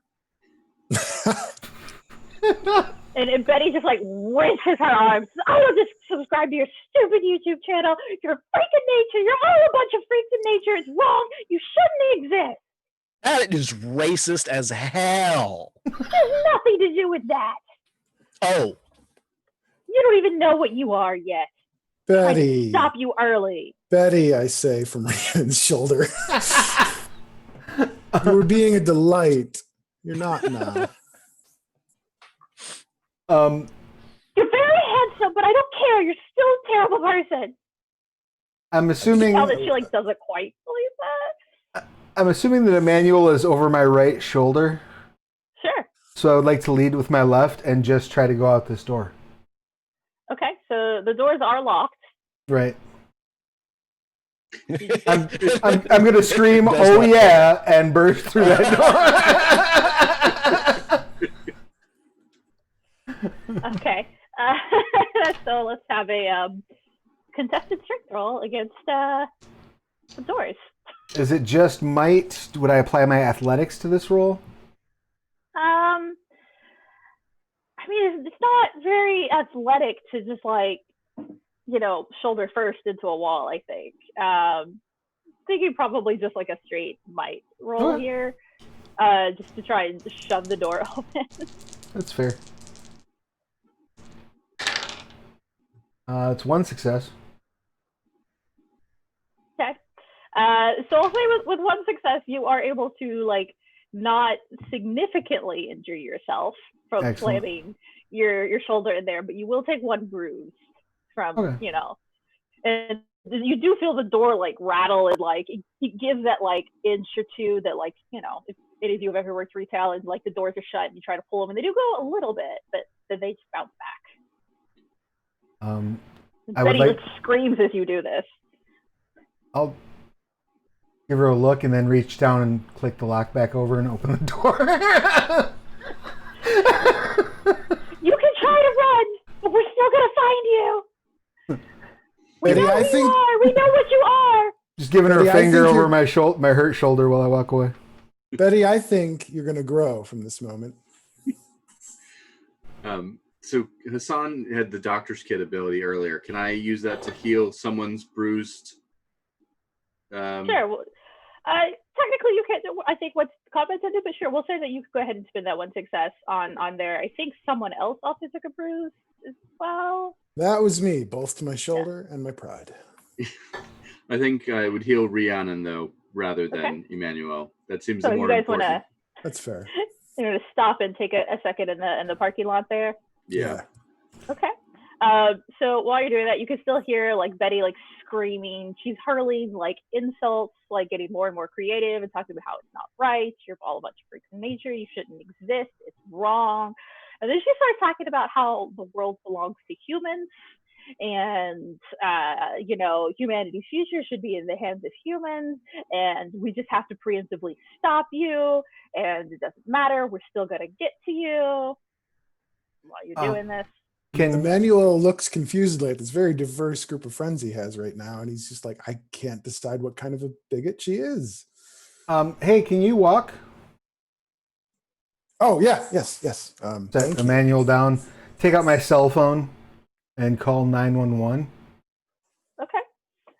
So you go to pull out your cell phone to make the call, and you hear someone say that from the around where the cars are, almost like around the corner, but you're outside, and you hear, You're leaving so soon.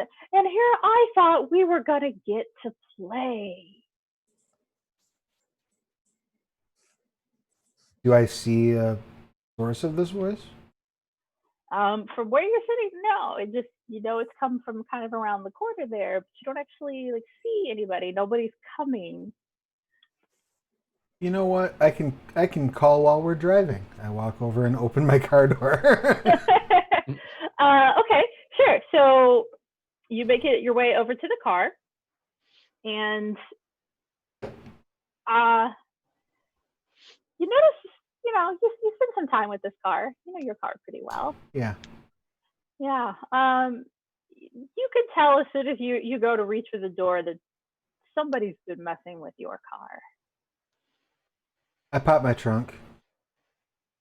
Nothing seems to be going on in the trunk. Good. I take out my tire iron. Okay. Sure, you got a hockey stick if you want it, and a tire iron. Sure. I'll toss the hockey stick to Lil Mel. You catch that hockey stick, little Mel? Yeah. All right. Change of plans. You want to get into my cab? We can get Nope. in my cab and I don't. Why don't you take him and go somewhere safe and call a cop? no, I'm not leaving you. There's no way I'm going to leave you. We will stay here with you. He's got the right idea. I knew those thugs wouldn't be, real challenge. They were just a warm up. Yeah, they were. And he easy. was actually right about you, and it looks like she was. I know I'd be having a real fun time. Can I So try the to? noise is coming from around the corner, and Yeah. There's a row of cars and stuff, and around. Just calling. I'm walking over that direction. Lil Mal's gonna go head over there. Sure. All right. I'll stick with the group. Yeah. Hassan is following everyone, kind of keeping his eyes on everything. So you start walking through the cars, and you're looking and listening. Oh, you're trying to find me. Okay, we can play this. I thought we could do it in the warehouse. I actually set it up for you. I put pallets and I bought all these storage totes and stuff. I thought it'd be a fun obstacle course, but we could do it around the cars. That's fine. Yeah. And it sounds like the voice is moving as you're going through this parking lot here. So, what's your damage precisely? My damage. Oh, I'm fine. I'm normal. I'm just a regular human. I promise you're not All of normal. you. Well, maybe I'm a bit temporarily enhanced, sure, but just to put me on an even playing field with all of you divine spawn.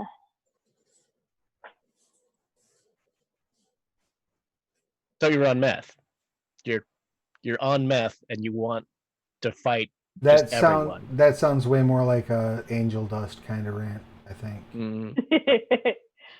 You can hear laughter. It's a weird sounding laugh. It's kind of thin and nasally. Definitely. Someone dust. who wanted it to be intimidating, but probably hasn't practiced it enough. Didn't listen to it, so it sounds like that's the thought that comes to mind. Did you not practice this conversation enough? You can't really practice conversations. You never know what the other person's going to say. Well, But, that's I not true. have You can walk imagined through it. I have imagined it many times. Yeah, you're the first group that's come through, for sure. But you're definitely the first group that's made it this far. Okay, so what's the dime store joker wanting to do with our afternoon? Let's move this along. You hear the voices. If you're following the voices, kind of led you closer back to the building. It seems to the cars. Oh, just trying to prevent the apocalypse before it happens, because it's always your kind that does it. we're all fine, we're all dandy, just dealing with our normal human bullshit stuff. And then one of you has to go and get awakened, get touched. And then that's when all the like real bad shit starts happening. It's not personal. It's nothing personal. You all are probably normal, fine people, but you're gonna get awakened. Someone's gonna reach out and divinely touch you. Well, And, I just can't have that. I tell you what, why don't you come out here and I'll divinely touch you?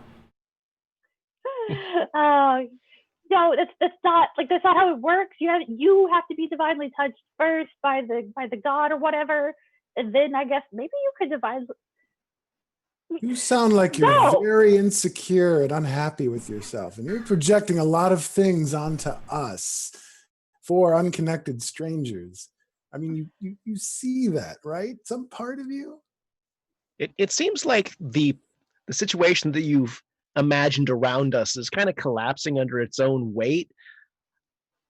Like, No, we've done our research. I've got files 3 inches thick on some of you. Yeah, especially you, Rhiannon, the soldier. I got everything on you. You found out that I'm a soldier. I got all the Congratulations. details. I got all your service records, all the medals you got, and stuff, commendations. Oh darn! so you know how Whatever to shall use a I Freedom of Information Act request? do? I mean, cool, little stalkery, but I mean, Right? Yeah. You know Not a that's- fan. I'm particularly not a fan of stalkers who mess with my car. I mean, I couldn't have you leaving. Not yet. Lil Mel's going to use street knowledge and try and figure out what the layout of the area is and where where this person might be trying to move towards. Sure. And try and beat him there. Try to Yeah. head him off. Absolutely. Yeah. So you can roll that plus your cunning. Okay.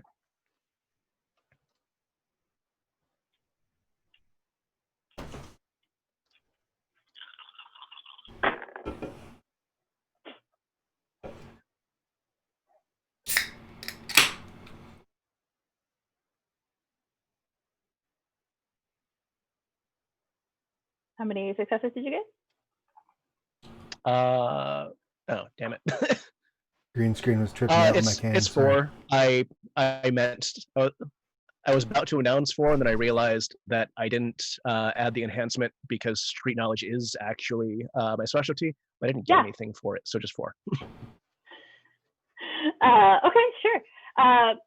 You are able to figure that out pretty easily. Like you guys have kind of your taunting of this guy, whoever he is really kind of like set him off kilter, and he's clearly not like really thinking about where he's going. You can tell just listening, and you're able to just like handily, hop around one side of the parking lot there and loop around, and there you think that's got to be him. You kind of see him walking towards you, and he catches you, and he smiles and points at you, and it is every stereotype you've ever had about an anime nerd. He is like unhealthily thin, skinny. He's got like like the scraggly trying to grow a beard, but like it only grows in like patches and like doesn't connect.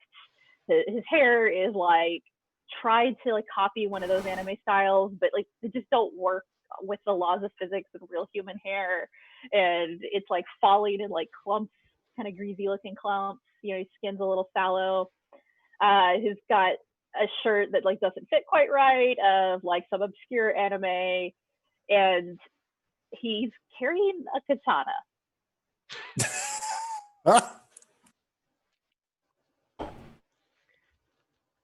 For real? What do you mean for real? Swords are badass, man. Swords are a tool. A very effective tool. I've never seen a tool hold a tool before. That's pretty impressive. Were you guys following a little mile to get there as well? Okay, yeah, absolutely. Well, your tool. Even he looks a little embarrassed by this retort. I look back at my car for a moment to remind myself why I think I'm okay with hospitalizing this kid. And then... He's not a kid. He's probably like mid-30s or so, but he is definitely like every weeaboo stereotype you got. How far away is he? He doesn't very far away. He's maybe like 30, 40 feet down from you. I'm going to step in as close as I reasonably can.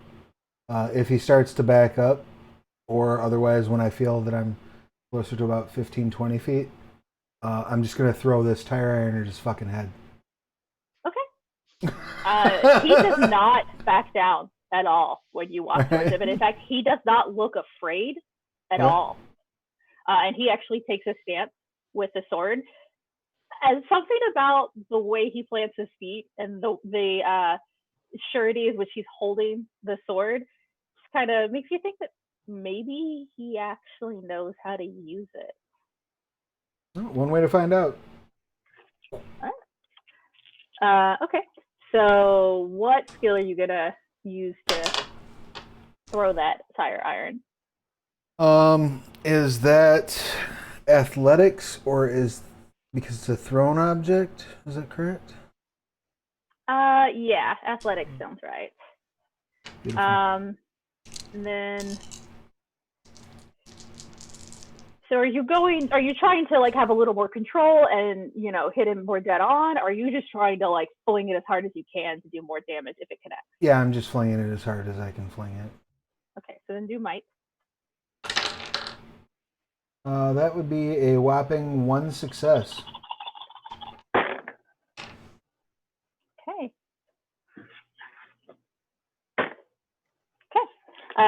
So you watch a little bit of amazement as this guy, you throw the tire iron at him, and he bats it away with his sword. Like for real. Wow, One Piece has some skills. You know, I practice a lot. And then he's actually going to take that opportunity to charge you. So, all right. So, we're going to declare that this is combat. If everyone would like to make that cunning plus whatever skill for your initiative. And do our knacks reactivate, or is that just once? Yes, they will reactivate at the beginning of combat for sure. Oh, that's better.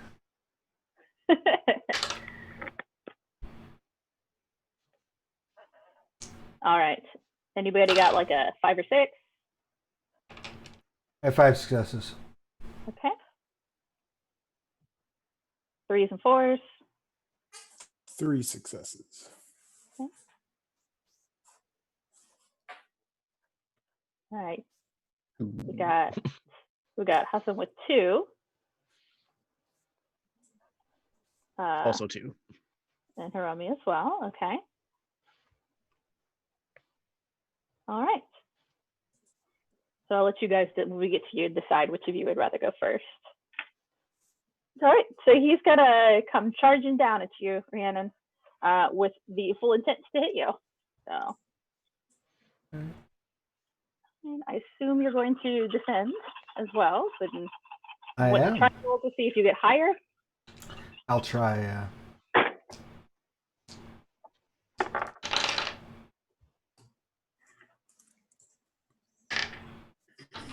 Nope, just got my base defense. Wow, he rolled real poor. Real poor. I rolled a fistful of dice. I got 2 successes. I know. My defensive roll's 5, so. So yeah, so he does not connect with you. He does come charging towards you, fully intent, but he's wearing some like real cheap tennis shoes, and one of them's not fully tied. And he does kind of like stumble over it for a second. Is it a little loose? And he skitters off to the side of you. You spend all your money on your mail order sword, not on the sneakers. He's wearing Mikey's. Mikey's. I like it. All right. So, Rhiannon, it's your turn. I don't like him having that sword, so I'm going to take it away from him. Okay. All right. So That's you're my trying plan. to disarm that. So I guess it's close combat disarm. Yeah, And then- and I think my plan for doing that is just going to be to literally swat it out of his hands. Okay. Like, put that down. All right. And so does that act as an extra die then because of the specialty? Yes, if disarm is especially yes. And then add, we'll say you're just trying to smack it out of him. You Yeah.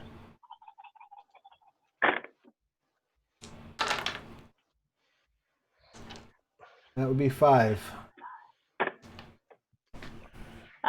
He just rolled 6 because he had an exploding 10. So you smack his wrist pretty hard, actually, and like his whole body kind of like feels the reverberations of that. But he keeps his grip on the sword, and like you are now pretty convinced that he actually has had lessons, and not just like 1 or 2, but that like he anime nerd with a sword, but he actually took the time to learn how to use the sword. I probably eyes go wide with shock, and that's some grip you got there. I told you I've been practicing. Go ahead and roll your knack skill for me, Rhiannon, so we can get you those new pool of successes there. That would be 2. Okay, so you've got that, so you could use those as appropriate for your. You can either do second wind, which heals a bruised injury, or you could do 2 instances of my turn when you make an additional attack.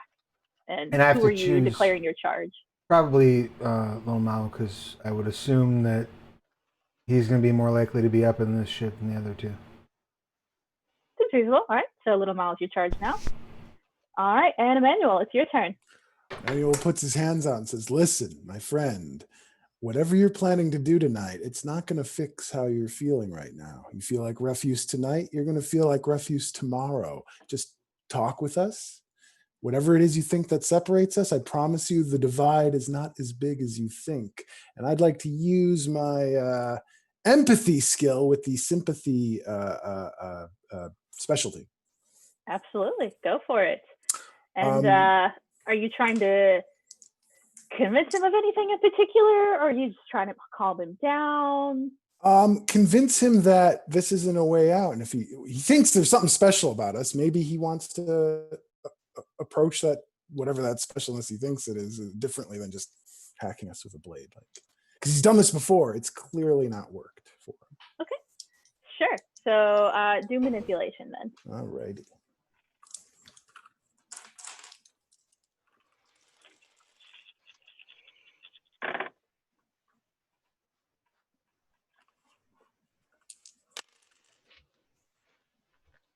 My dice have made a very sincere apology to me with 6 successes. Nice. All right, excellent. So he only got 3. So he's gonna look at you actually, and you can see like he's had this like cocky, playful kind of look to his face, but now he looks troubled for a minute, and you can see across his face. And he like lowers the sword just a bit. I don't really want to hurt anybody, but like this is the only way to prevent more trouble. And then like something like dark seems to cross across his face. It's like a shadow. And then he just goes steely again and picks the sword up. No. All right. That's all I do. I'd maybe take a half a step back. Yeah, sure. Get back behind Rhiannon and Little Mal, maybe. All right, Hassan, your turn. I'm gonna pick up a rock and try and hit him in the head with it from a distance. Like I'm gonna throw the rock and hit him with it. Sure. If possible, I'd like to spend a momentum. If everyone's cool with that. By all means. Okay. Yeah, you've got 4 in there, so that'll take you down to 3.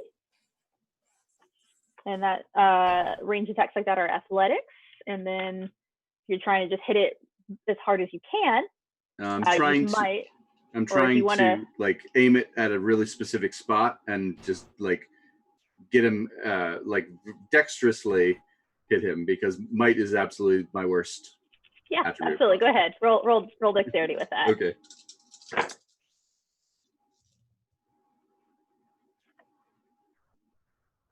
Wow. 5 successes. 5 successes. All right. So he rolled a 1. Just 1 success. So yeah, you hit him really good. We'll say that you actually like beat him like right here in the temple, and like you can see like his vision must be swimming. He's ow. You could like see like the bright red mark from where you are. Like he's gonna have a knot there tomorrow. Nice. Okay, he's gonna take a couple of damage from that good hit. All right. Anything else on your turn? Nope, that's it. All right, Little Mal. I'm trying to just intimidate him while rocking the mic. All right. I'm very excited for this. Let's see it.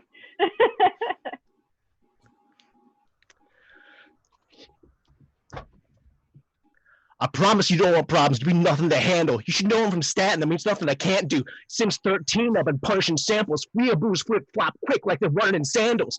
You were witnessing the one, motherfucker. Hockey is the stick, weigh a ton, motherfucker. I ain't eat ODB, but I walk inside the spot like, who am I? Little Mal, motherfucker.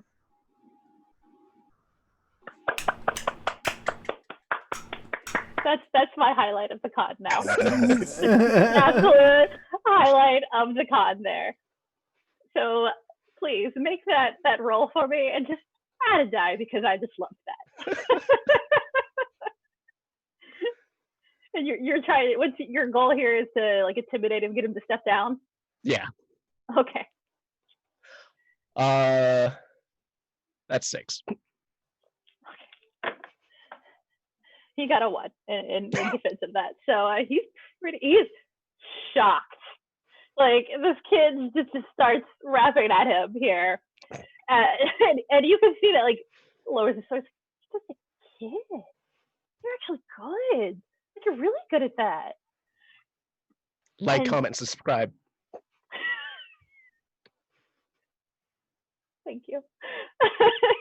And you can see he hesitates, lowers the sword, and it's just kind of like clearly reevaluating. And then you see like again, it's something dark, a shadow across his face, and he's like almost robot-like now when he picks his sword up and stares all at you. His face is like super blank now. Doesn't seem to have much of an expression at all. Was I next in the initiative order? Next is the villain. Oh, okay. And then yeah, Right. and then yeah. Because I was gonna say if I was gonna just while he was having that moment, I was just gonna stick him in his face. We'll say that he's in such awe of what you've just done, Little Mal, that he doesn't even see it coming, and Rhiannon's just gonna whoop. Yeah. So you got your stick back from Little Mal? Oh no! I mean, I was just gonna punch him. Yeah, just. Oh, just punch it. Okay, yeah, old-fashioned way. I like it. Go for it. Excellent. So I guess your close combat plus might. Yeah. It's 1, 2, 3, 4 successes. Cool. Yeah, he botched it. So you pull. You're sick of this kid. Right, He's not even a kid, but like you can't help but think of him as a kid, And you just rear back and connect him solidly right in the nose. You feel his nose break under your fist as it hits. And his eyes roll back and he just drops like a sack of potatoes. Sword clatters away a few feet. You guys are watching, all kind of okay. Yeah, like remind me never get in a fight with Rhiannon. And as you're watching, you can see that dark shadow was back up on his face. And then it starts to form like a mist as it comes out of his open mouth and his ears and his nose, and it just soars up and coalesces to hang about 8 or 10 feet above you guys. It's like massive, this cloud that's there. And you can see some red eyes in there staring down at all of you. Y'all are seeing this too, right? Feel the malice. It's a djinn. Have You can see the malice radiate out of its eyes, and it looks at you, and it just so, and it just keeps repeating that for a minute or two until it like wafts away on the breeze. Now, have I ever seen anything like that? No. Okay. None of you have ever seen anything like that.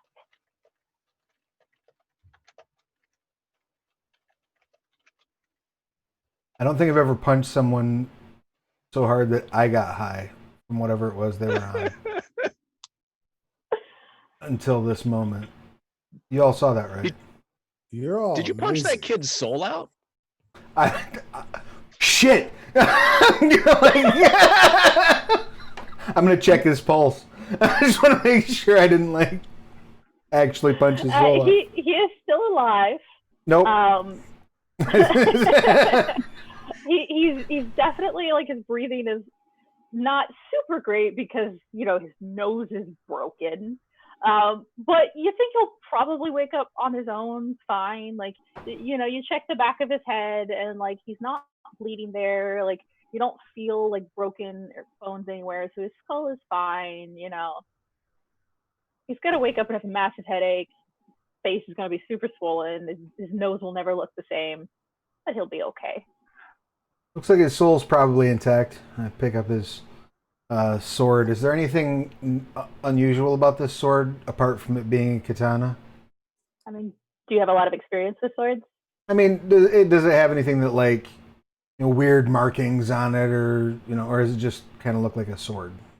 That's really what I'm looking for. Oh yeah, kind of looks really like you'd expect the sword to feel like. It's solid. It's got heft to it, but it's not as heavy as you might think it would be. And like when you hold it, you do like a little experimental, like, you know, with it, and it actually is like a lot easier to swing and pretty well balanced. And like, don't know much about swords, but it feels like a real sword. Like this is not mail order like mall ninja shit. Like, does it have it's a real sword. It sharp? has an edge. Yeah, you Ow. can catch your thumb right on it. Yeah. He could have killed us. Probably won't learn anything else, but Lil Mal will also take a look at it. Katanas aren't like his thing, but he's familiar with Daos, so he would at least know what to look for. Yeah, you've done, you know, in your training, you've probably done some, you know, using the dowels and wooden swords kind of thing. And it feels very well balanced, actually. Like, in so much as that you can tell, it feels like pretty good craftsmanship, actually. You're not even sure where you would get a sword like that. I feel shocked by what I just saw, but not as shocked as I feel like I should feel. Is anyone else getting that? No. I mean, this is kind of new, but people being dicks and rushing the stage and trying to fuck up people, like that's a tale as old as time, you know? No, yeah, I mean, like, people being dicks, no, not unusual. People being dicks and then coughing out a cloud of inky blackness with glowing red eyes, a little weird. Djinn. I'm sure it was a djinn. Let's just call it what it was. I mean, that sure. Does that mean, did I hit him so hard that I got 3 wishes? Is that what you're trying to tell me? Wrong kind of djinn. Oh. It's unfortunate. I mean, this is probably also the wrong kind of gin, but like you're not talking about like alcohol, right? Because like I'm underage. I haven't been drinking. No. Like a genie, like a spirit that possessed him. Oh, okay. So like a gout. All right. If you say so. We should go somewhere safe and talk about this more, I think. I would That's love to, probably but true. I need to. Where did my tire iron land? It's like skidded off to the side. It left a dent in a minivan. Pretty big dent, actually. Oops. but you're able to find it, a couple feet away. I go pick it up and put it over my shoulder and walk back over to my car. Yeah. With a little investigation, you can tell that somebody's messed with the wires inside. Can I fix them? It's not quickly. Like, yeah, you can. You're pretty handy. You've done some work on this car before, but like, you need some tools, and you can fix it, but like, not right here in the parking lot with what you've got. Unfortunately, you're gonna have to like call a tow truck or call a buddy who's got some tools and bring him over. Is Oh. the And cab often the same thing has been done to your cab. Yeah, shame. I'm All right. taking a picture of the dude and also rummaging through his pockets, trying to see if he has any ID or a phone or car keys. There are some keys, you notice, like a ring of keys. They're regular keys for regular doors, but they're on like a big ring, and it's actually like they don't like move around very easily on the ring. Kind of a weird for show thing, but like it's literally all he's got on him. He has also cut the labels out of his clothing. He doesn't have a wallet, doesn't have a phone, nothing. Well, I think I'm going to call a tow truck and an Uber. I can get us all a ride really quickly if I have a safe place. If you guys want to come with, talk, bring him maybe. I don't. For why? Leave him here. He'll be fine. Leave him. All right. This is new to me too. And maybe we should drag him like out of the flow of traffic. I'd hate for somebody to come in here and park, to get for their meeting with strange armed fellows. Is there a dumpster? Sure. Yeah, there's a dumpster like around the side of the building. Hey, kind of like got like an overhang over it actually. Ron, you want to help me get him in there? I mean, sure, yeah. I mean, that's fair. I think that's dangerous. I think why don't we just bring him inside and leave him in there? We don't want him to die. He won't die in this dumpster. He might suffocate. Leave it open. I played in dumpsters as a kid. It's fine. I mean, it's smelly. Sometimes you find cool stuff, but you got to wash your hands afterwards. Trash goes in the dumpster.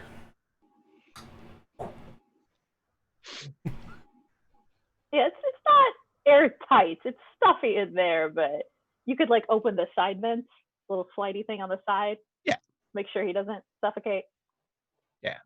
Hassan just didn't want him to like choke on his own like nose blood or anything like that. So. Oh, we'll lay him on his stomach. He'll be fine. Yeah, I think Vanna knows how to, do just enough to make sure he doesn't die.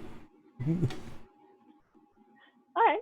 So you guys are there, and you leave that kind of like overhang, and like it's getting kind of late in the afternoon now. You're getting a lot of like really intense sun from one side. You're in the shadow of the building here. But as you come around the corner to go back to the front of the building, make some calls, head back to maybe Emmanuel's place together, you all kind of have just like this moment when the sun just hits you right in the eyes and just completely dazzles you. And Rhiannon, you kind of like blink away and try to, clear your vision there for a minute. And this is not a parking lot that you're standing in. You look around, and this is like a field.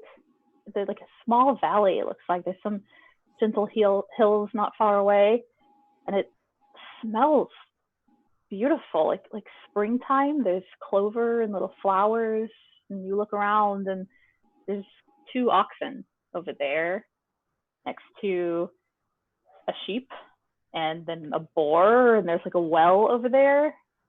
And you turn your head, and there's a woman standing there who's exactly the same height as you. Everyone else is gone? Just you and this woman.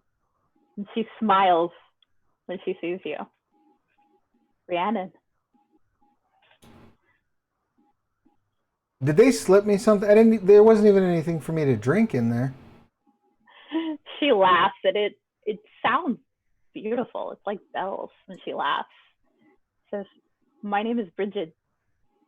And when she says her name, you feel that you don't just hear it, it goes all the way to a core of something inside of you and just reverberates through your bones. Oh. And she says, welcome, my daughter. It's so good to finally meet you. We have so much to talk about. And she holds her arms out and as if inviting you for a hug, but not forcing one upon you. Okay. And I'm familiar enough with the world to know that this is a thing that does occur, right? There are a lot of stories about gods and goddesses and other divine powers and beings that sometimes do visit people. And you've heard of this thing called a Scion? Might be something like an avatar of the gods. And I say, how do I know you're not with that weird cloud thing? We'll talk about it. We have a lot to talk about, but I'm so proud of you. And then, Emmanuel, you step out around the building, your eyes are dazzled, and you blink away, and this is not a parking lot. You're inside of a building with turquoise-colored bricks, actually. And standing in front of you, in front of a warm hearth fire, is a man who is exactly the same height as you. And his face is painted red and black. He wears a turquoise crown and he spreads his arms wide. He has feathered epaulets and he takes a step towards you and you hear bells and you see that he has bells tied around his feet. Emmanuel. Who were you the one with me on the mountaintop a year ago? I am Zaya Tekutli. And he says his name, and you feel that come straight into you, somewhere deep inside, is like it's coming home. You are my son. I am so very proud of you, the things you do, the work you have accomplished on behalf of others. It is wonderful to finally meet you. We have so much to talk about.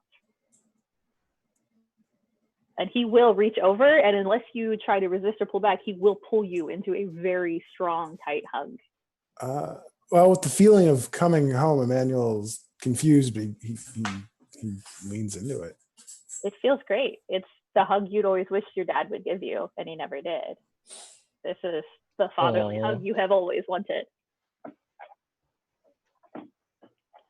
I go right into it. Yeah. And he repeats that, I'm so proud of you.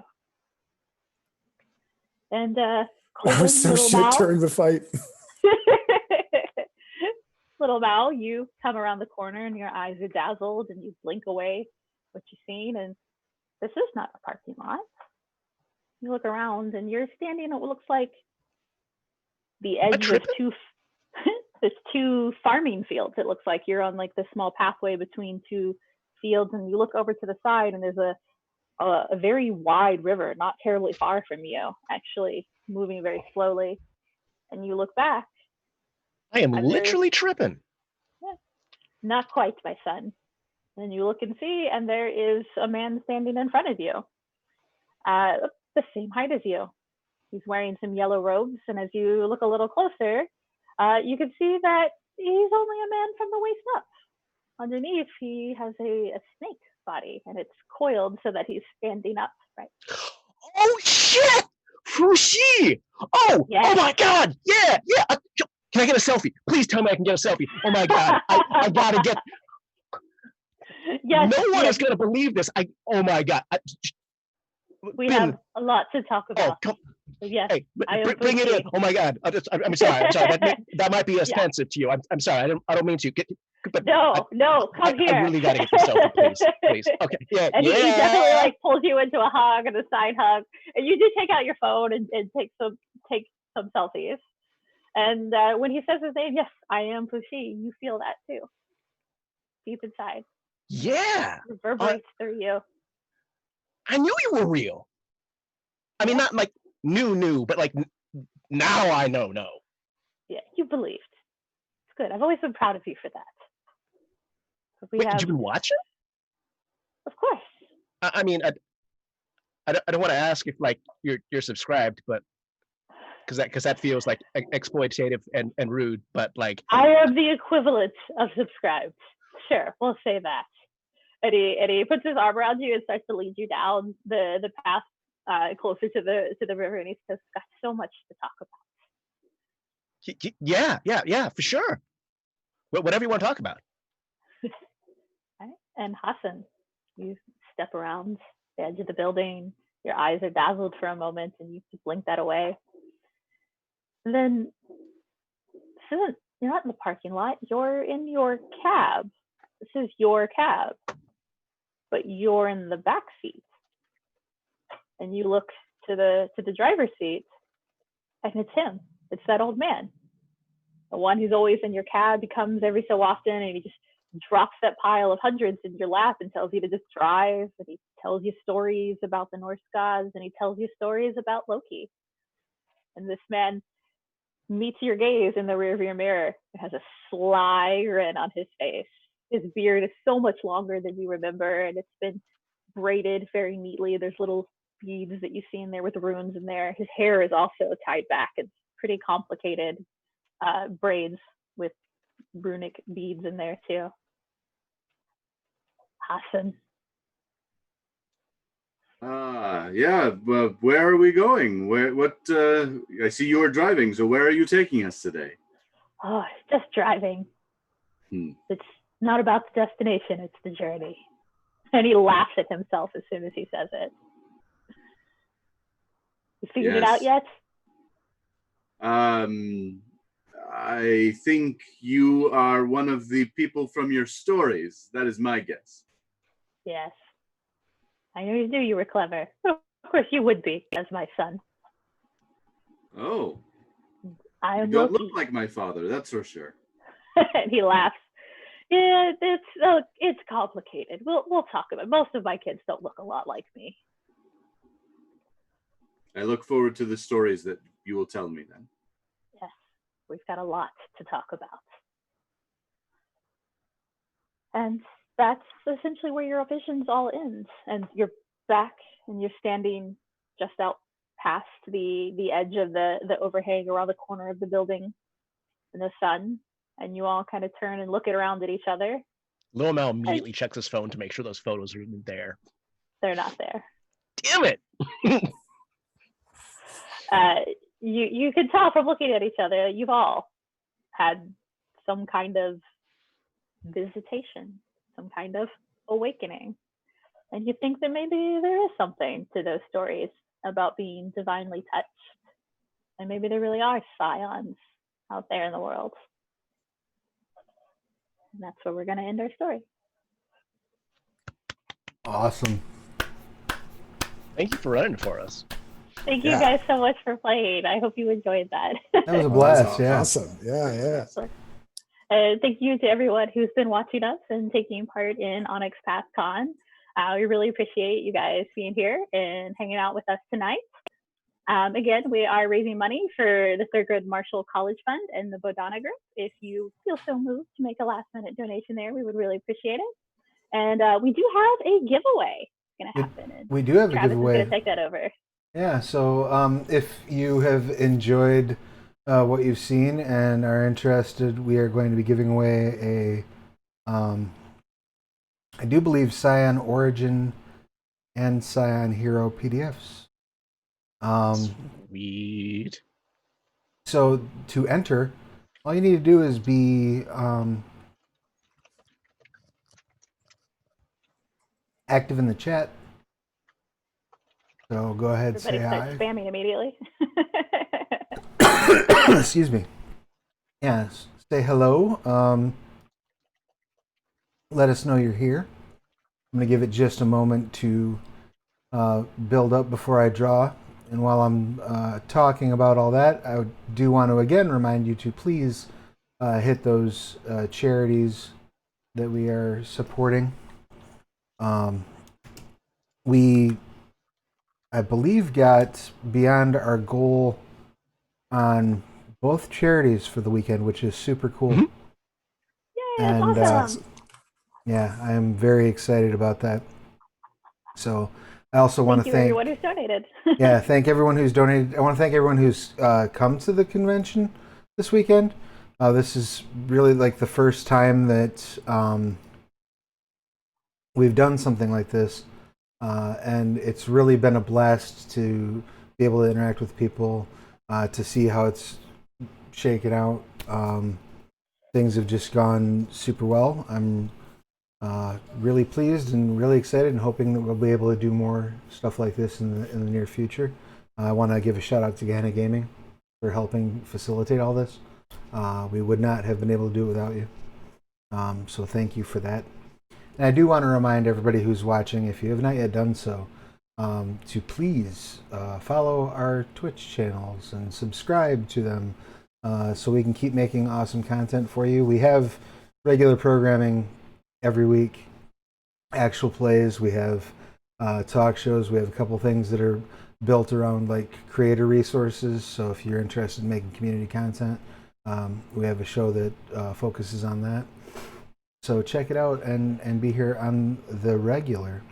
I'm going to go ahead and draw in about, let's do this a 2-minute warning. So Okay. If everybody wants to say who they are again and where people can find you across the vast internet. And I'll draw when that's done. So someone who's not me should go, because I'll go last and do the drawing. So I'm Josh Heath again. You can find me on High Level Games, highlevelgames.ca. Yes, it's a Canadian company. I'm sorry. Or you can find me on all kinds of community content sites. I've written community content for Scion, for Trinity, and for the Storyteller's Vault. So go find books and enjoy them, and buy community content. I'm Hiro Mikoda. They, them.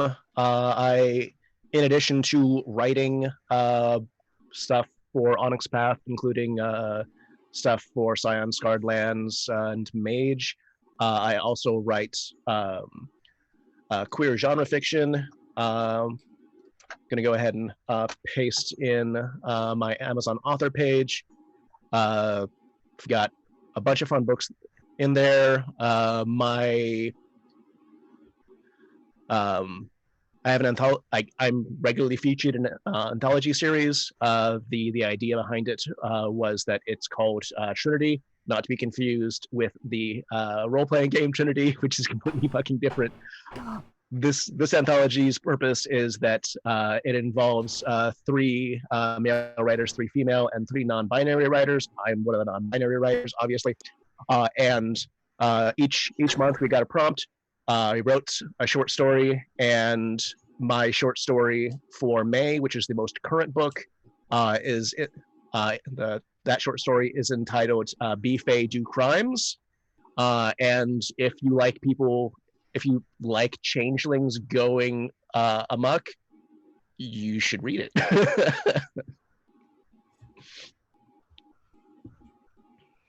I'm Joshua Allen Deach, he, him. You can find me at Twitter at Joshua Deach, or joshuadeach.com. I write for video games, fiction, and a lot of tabletop Onyx Path stuff, including Vampire 5th Edition, Scarred Lands, Pugmire, They Came From Beyond the Grave, and a few others. But yeah, come check me out. Also, if you go to Chaosium's website and their free fiction section, you can currently read my story Stained Windows for free from the Madness on the Orient Express anthology. Sweet. My name is Stephanie Allen. I am here on behalf of Gehenna Gaming as the game master for them. You can find them at gehennagaming.com. We have a really great Discord. So if you want to keep talking to me, you can also find me on the Discord. And you can also find me on Twitter at CharmPersonGame. There's no S on the end, but there is an S everywhere else we are on the internet. Yeah. And if you want to see more of me, you can see me Monday nights on the Gehenna Gaming Twitch channel. We do a Monster Hearts 2 live play every Monday night, 7:30 Eastern. And I play a Fae, so my new tagline is now going to be "Be Fae Do Crime." Yes. So Awesome. And I'm Travis Legg. When I'm not here playing Scion, I am coordinating the programming on the Twitch channel. When I'm not doing that, I am the line developer for Scarred Lands. I just realized, literally right now, all the players in this are writers on Dead Man's Rust. I can't believe that literally did not click to me until this moment. But I do want to take this opportunity to let you three know for sure, and everybody that's at home watching, that we did drop a little bit of details about Dead Man's Rust during the What's Up with Onyx Path panel. So you may now spread the word that it is a full-length campaign taking characters from levels 1 through 10 throughout central Gelspad in such wonderful locations as the Hornsaw Forest, Glivet Hotel, and the Gleaming Valley. So definitely check that out, Scarred Lands for 5th edition. And I am going to stop flapping my gums and start drawing a winner. So let's roll. Let's see what we get here. Oh, that was the wrong button. 2 seconds.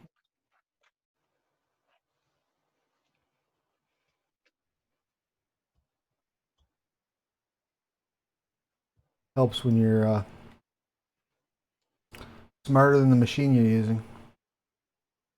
Machines are getting real smart these days. It's true. Mel Adams, congratulations. You have won the giveaway. Please. I know Mel. Please shoot me a direct message on Twitch, and I will get you your information. We'll get you your PDFs.